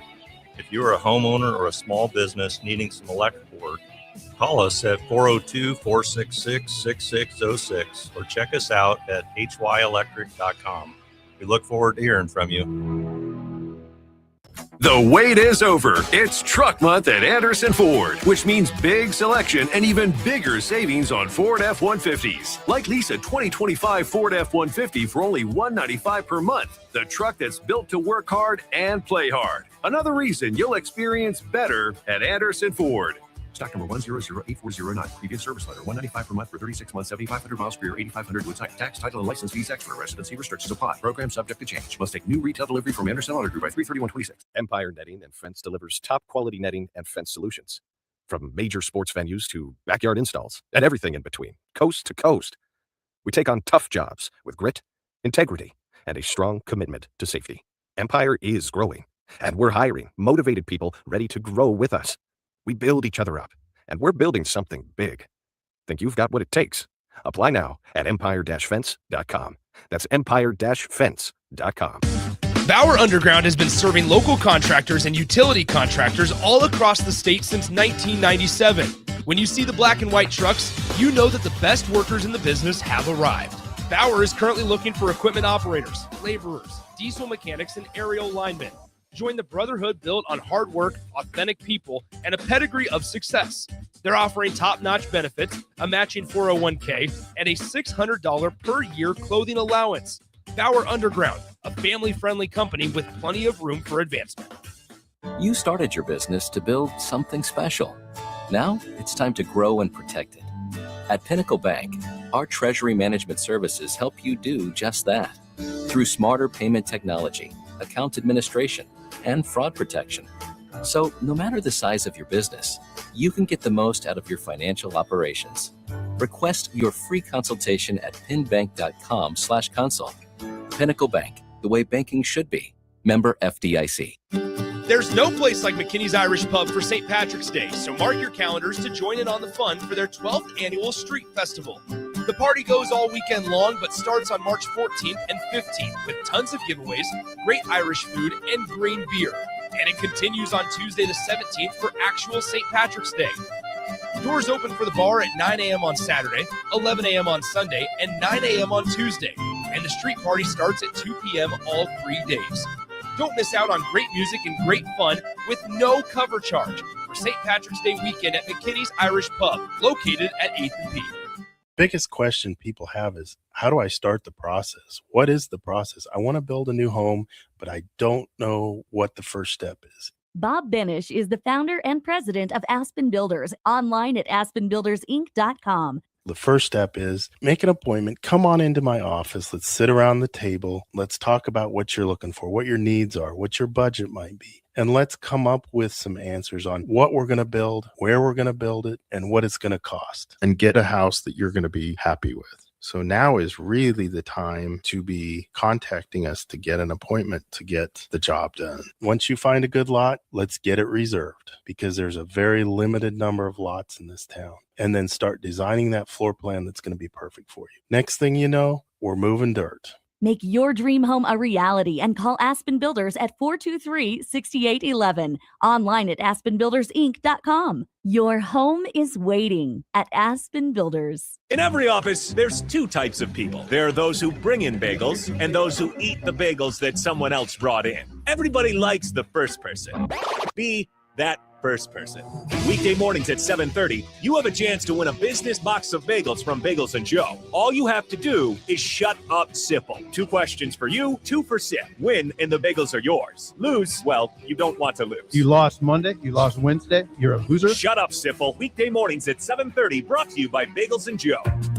Back to old school with Foreman and Orman on 93.7 The Ticket and theticketfm.com. Welcome back. 93.7 The Ticket and theticketfm.com. Old school, Nick Wyman and DP here for a couple more segments here on 93.7 The Ticket. But if you're watching on Facebook, X, YouTube, or Allo Channel 961, I'd love to hear from you. 402-464-5685. We just got done talking about Nebraska basketball playing tomorrow night against UCLA. Tip off at 10 o'clock Central Time. Post game will be right here. Husker Groups post up midnight, maybe a little bit after midnight. Maybe you're rocking with me until 1 o'clock alongside Austin out there in Los Angeles. But it is March, as we've said, all day long. March brings everything. You waited your whole basketball fan life to be able to stay at past midnight for some. I'm a night owl. High level Nebraska basketball talk. I'm a night owl, and then the sleep on Thursday. What is wrong with you? Hey, state basketball, and then there's no sleep. No midnight state basketball. What is the slang? There's we sleep in May. I think sleep in May is the slogan. Sleep on Sunday. It's a day of rest. The day of rest. But hey, exactly. Stay up with me, Austin. He has a little bit of a time zone advantage. But hey, get your coffee and I'll be here. As long as that's not as long as I don't get the jury duty call 8 o'clock Tuesday after Wednesday morning. It's a big cloud. It's a very big cloud over your head. Ginormous cloud. But it is a little cloudy here. But hey, Nebraska baseball home opener tomorrow, 1:30 against the Omaha Mavericks. Nebraska coming off a 1-2 weekend against top-rated, top-ranked, top 10 team Auburn. Nebraska got the best of them on Friday, kind of stole away a win. Will Jeske get a home run to give them a 4-run lead, steal that one against the Tigers, but then drop 2 on the road in Auburn, Alabama. But hey, Nebraska baseball went through some tournaments, playing in Arizona, playing in Arlington, the home of the Texas Rangers, and then playing Auburn, back home, playing a midweek game Tuesday, tomorrow night, if weather permits, because you never know in the Midwest this time of year. It's just how it is with college baseball, college softball. But hey, home opener. I love home openers, opening day baseball, because it just there's some kind of feel to it. I don't really know how to describe it on the inside, but that's just, there's something that comes to it. And Nebraska, just down the road at Hawks Field at Haymarket Park, they'll be playing a in-state team in Omaha. There should be a nice little crowd if the weather permits. It should be a fun one, DP, especially with kind of the expectations for this program as a whole. Yeah, so if Omaha is your brother, yeah, what brother is he to you? It's really interesting because they're your younger brother, but are they related to you? They're kind of new, nuisance, aren't they? The nuisance brother, a little bit. They get a little bit on your bad side from time to time. Who somehow got the cute girlfriend. You don't understand why. You don't understand why. It's a very good description. That should have totally been us, right? That totally should have been me. But somehow, young Peter Brady showed up and was cracking voice, and he got the girl, and Greg's just standing there scratching his head. Nebraska should never, let me say this publicly, Nebraska should never lose to Omaha. Just how it is. It is a thing that I do not understand. If you threw your number 6 starting pitcher, against Omaha versus their number 1, Nebraska should win. Nebraska should win. 10 out of 10 times. They should win. And if you tell me that there are better players at Nebraska Omaha than Lincoln, that's a different conversation we need to have. Yeah. There should be no better player in the Omaha dugout than anybody in the Nebraska dugout. This is the 80th all-time meeting between the two teams as well. What's the record? All-time Huskers hold a 64-15 lead over the Mavericks in the all-time series after UNO won 11-9 in their lone meeting last season at Tal Anderson. I wouldn't be satisfied if it was 74-5. Every time.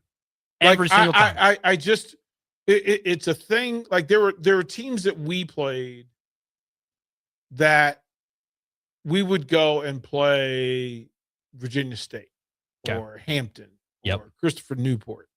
And it was good work, and they had some talent on the team, right? There's some talent on the team. But this dub has got to go with me. This dub has to go. Listen, if you have a dude who throws 90, does that mean you have 4 dudes who can hit 90? It's fair. Right? Fair question. It's the thing, right? Can you handle that? Can you handle that? And is there anybody who was recruited to Omaha who was not also committed to, or at least recruited by Nebraska? More than likely not. But that's kind of a chip on their shoulder, though. Hey, let's say you're a local guy and you grew up, you want a big baseball player, you want to play for the University of Nebraska. That doesn't happen. But hey, I got this offer to stay close to home or whatnot and play in Omaha. So these are the people who relative talent so the number 5 outfielder at Nebraska. Correct. Decides I can either compete for the starting job at Nebraska or I can be a starter at Omaha. So I'm going to choose the lesser of, as the hard work versus talent conversation re-enters the chat. Exactly. That you're being beat by players who chose the easier path. And that's been a trend in the past couple of years, which is, not a good trend to have, because there's been times where Nebraska's, just last year, I mean, you look at just this game, this game's tomorrow, but then you turn your attention to Wednesday against the South Dakota State team. Nebraska's 18-4 all time against the Jackrabbits. Why are you losing to the Jackrabbits? However, I hate to bring it up, last year, the Jackrabbits picked up a 10-6 win over Nebraska in their last meeting in 2024 after last year's midweek game. This is a hill I will fight. I will throw hands on. You will throw hands. I will throw hands on this hill. The people the measurement of great teams, not just good teams, but great teams, and the aspiration, the days of wanting to be good are done. Right? We want greatness. Mm-hmm. We want greatness. Nebraska has proven in several other sports that great should be the space where they get their mail. Like that's the address where Nebraska should get its mail athletically. And if you tell me that hey, it's a coin toss between Nebraska and the Jackrabbits, we should fight. It's a very alarming statement, to say the least. We should fight. And if you tell me that the best baseball team in the best college baseball team in the state of Nebraska is not the Huskers, we need to get on the hill and throw hands, man. Something's wrong if you're putting Creighton, Omaha, and Nebraska in the same basket, and you're going, oh, there's nothing different. There's something wrong if you're saying that. Is Creighton winning Big Ten, Big East tournament championships in their building? No, UConn's won the last 3 regular season titles. Right, Nebraska played UConn. So Nebraska can go and win in Omaha. And Nebraska's done the last 2 years.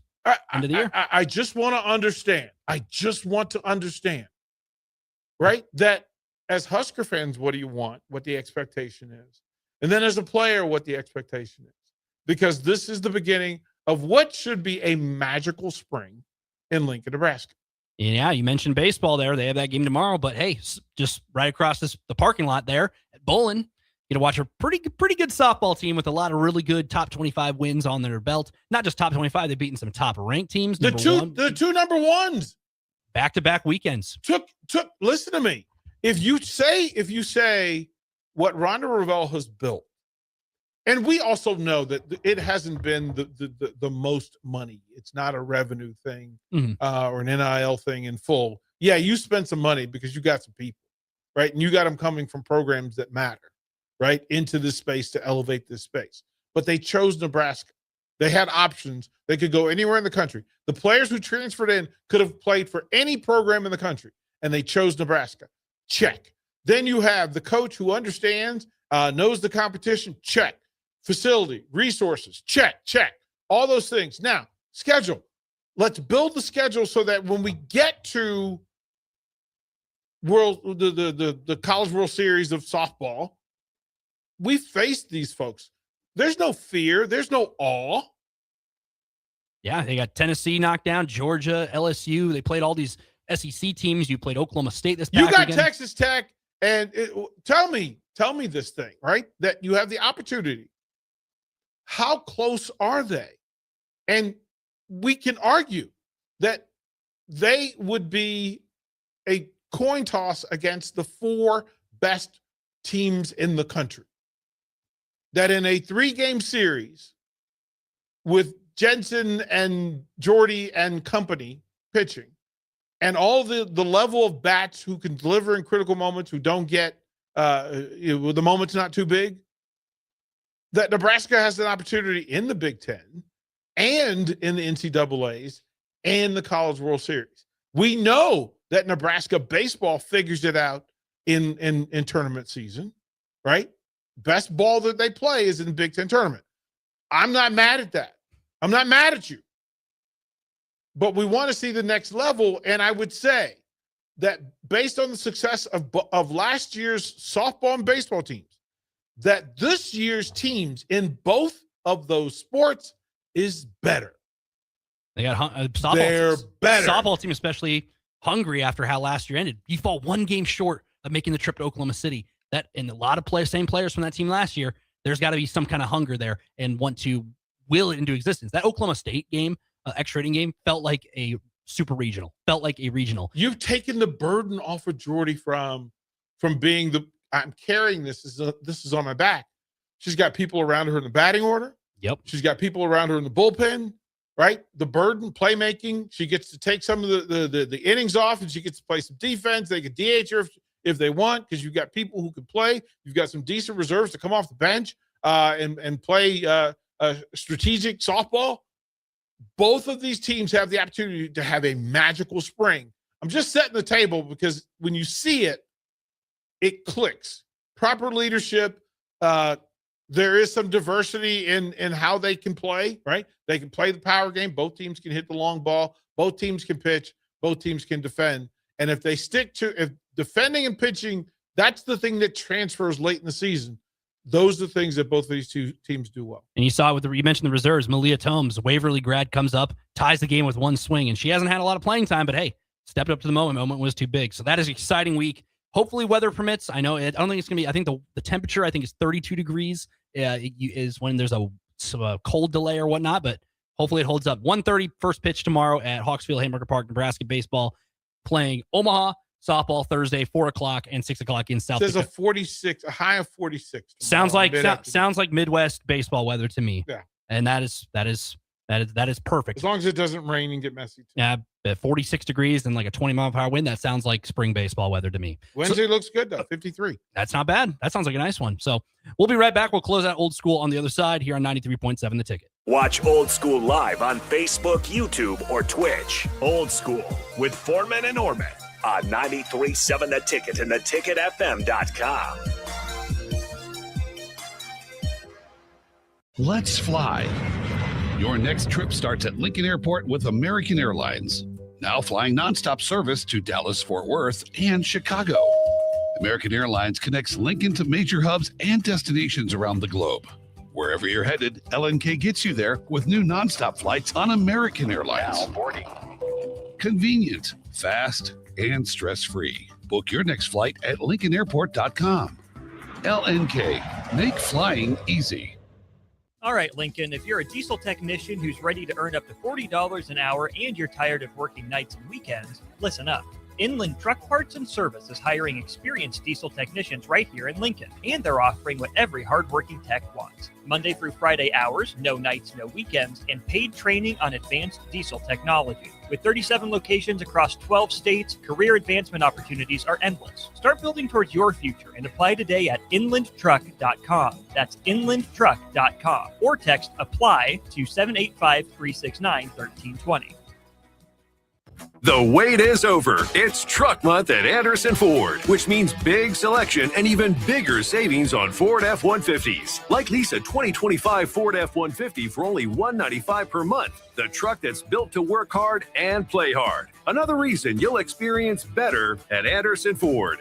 Stock number 1008409. Previous service letter. $195 per month for 36 months, 7,500 miles per year, 8,500 with tax, title, and license fees extra. Residency restrictions apply. Program subject to change. Must take new retail delivery from Anderson Auto Group by 3/31/26. Hello, I'm Steve Sipple, co-host of Early Break, weekday mornings from 6 a.m. to 9 a.m. And my favorite thing to do, see, or go to in downtown Lincoln is probably O'Rourke's.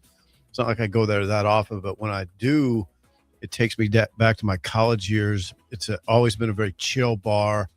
Seems like they play good music, just a good vibe in there.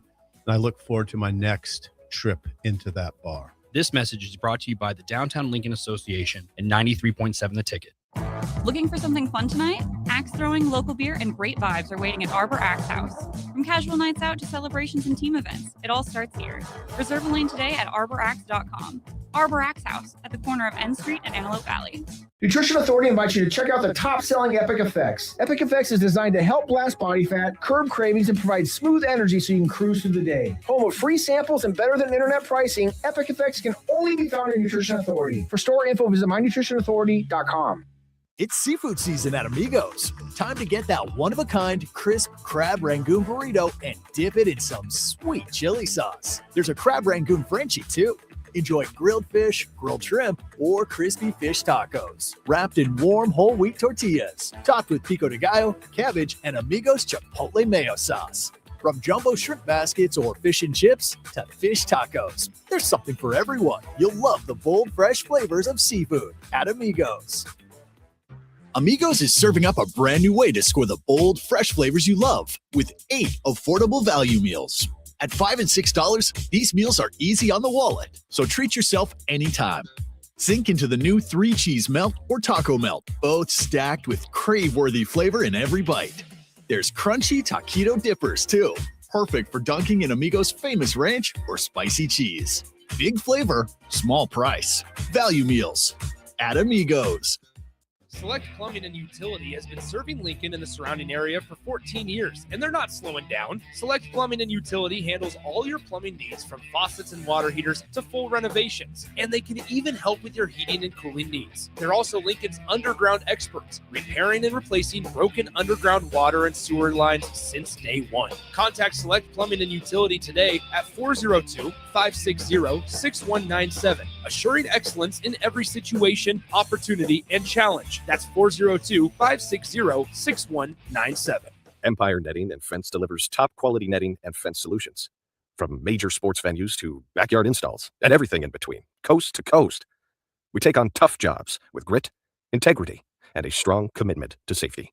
Empire is growing, and we're hiring motivated people ready to grow with us. We build each other up, and we're building something big.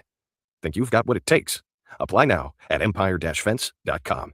That's empire-fence.com. Tune in to 93.7 The Ticket immediately after every Nebraska men's basketball game for 1 hour of post-game recap. The Nebraska Basketball Postgame Show is sponsored by Union Bank and Trust, John Henry's Plumbing, Heating, Air, and Electrical, Jack Russell of Farm Bureau Financial Services, and the Lincoln Airport on 93.7 The Ticket and theticketfm.com. In every office, there's two types of people. There are those who bring in bagels and those who eat the bagels that someone else brought in. Everybody likes the first person. Be that first person. Weekday mornings at 7:30, you have a chance to win a business box of bagels from Bagels & Joe. All you have to do is shut up, Sipple. 2 questions for you, 2 for Sip. Win, and the bagels are yours. Lose, well, you don't want to lose. You lost Monday. You lost Wednesday. You're a loser. Shut up, Sipple. Weekday mornings at 7:30, brought to you by Bagels & Joe. Back to old school with Foreman and Orman on 93.7 The Ticket and theticketfm.com. Welcome back. Old school final segment before Tom Chattel Hour here at 6 o'clock at the top of the hour on 93.7 The Ticket and theticketfm.com. DP, we have a lot of really cool things happening this week. This week is a very busy week, but a fun week. There's a lot going on. You know, these first 2 days, kind of the usual programming, but then Wednesday hits. The NSA Girls State Basketball Tournament will take center stage. And then next week, the boys take the center stage as well. But Sunday, we have a very special day lined up. It is an opportunity to celebrate and highlight, amplify, elevate some of the talent that we have on the station. There are a lot of talented people who make themselves available to entertain, inform, perform each week here on the station. Sunday, March 8th is International Women's Day. And because we realized we had the roster for it. We have the roster for it. Yep. That it's not, we don't have to go outside the circle to do this.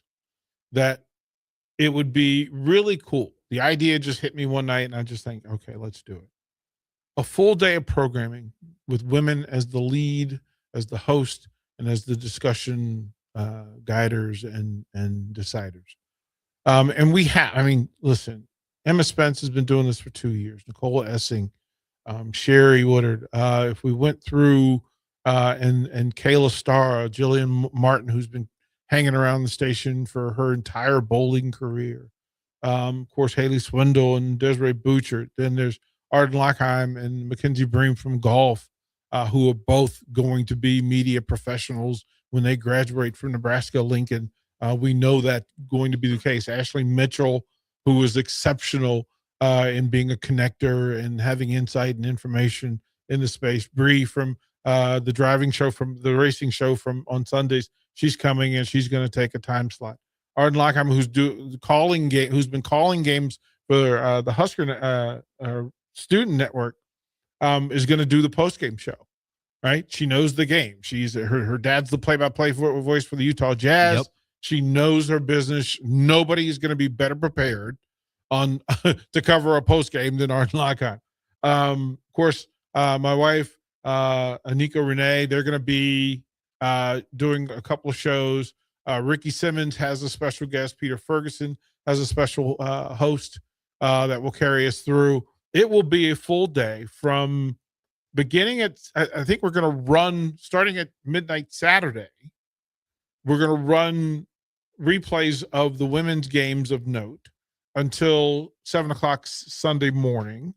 There'll be a business show with Rebecca Pearson, then a full run throughout the course of the day. There will be 3 bowling shows with different conversations. We know for a fact that Ray Aliko from tennis has a special guest for her hour, one and only Coach Matt Rule from Husker football. So the guest list is going to be pretty impressive. We have folks from Wesleyan, from Bellevue, who've asked to be a part of this thing. We're trying to figure out in the schedule how we're going to make it work.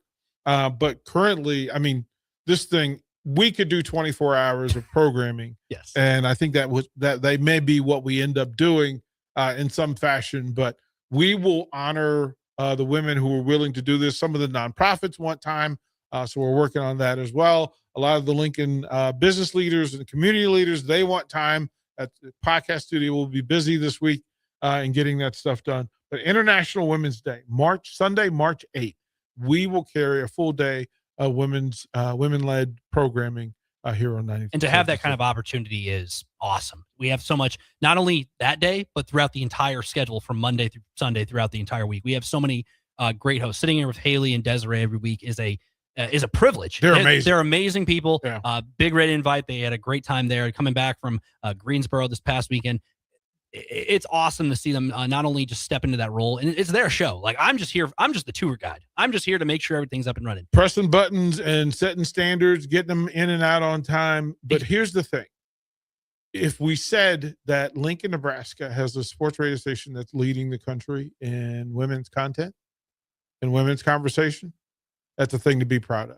And for all of you who support those shows, who show up for those shows, who listen, watch the replays or the podcast, and you schedule it in, it'll be available on every way that we stream. If there's a show that you're missing when it's live, you can go back and get it on the podcast. So it'll be it's a fun week. You know, these next 2 days are just kind of programming as normal, but then Wednesday hits state basketball, state basketball, Wednesday, Thursday, Friday, championship Saturday, and then the Sunday, International Women's Day.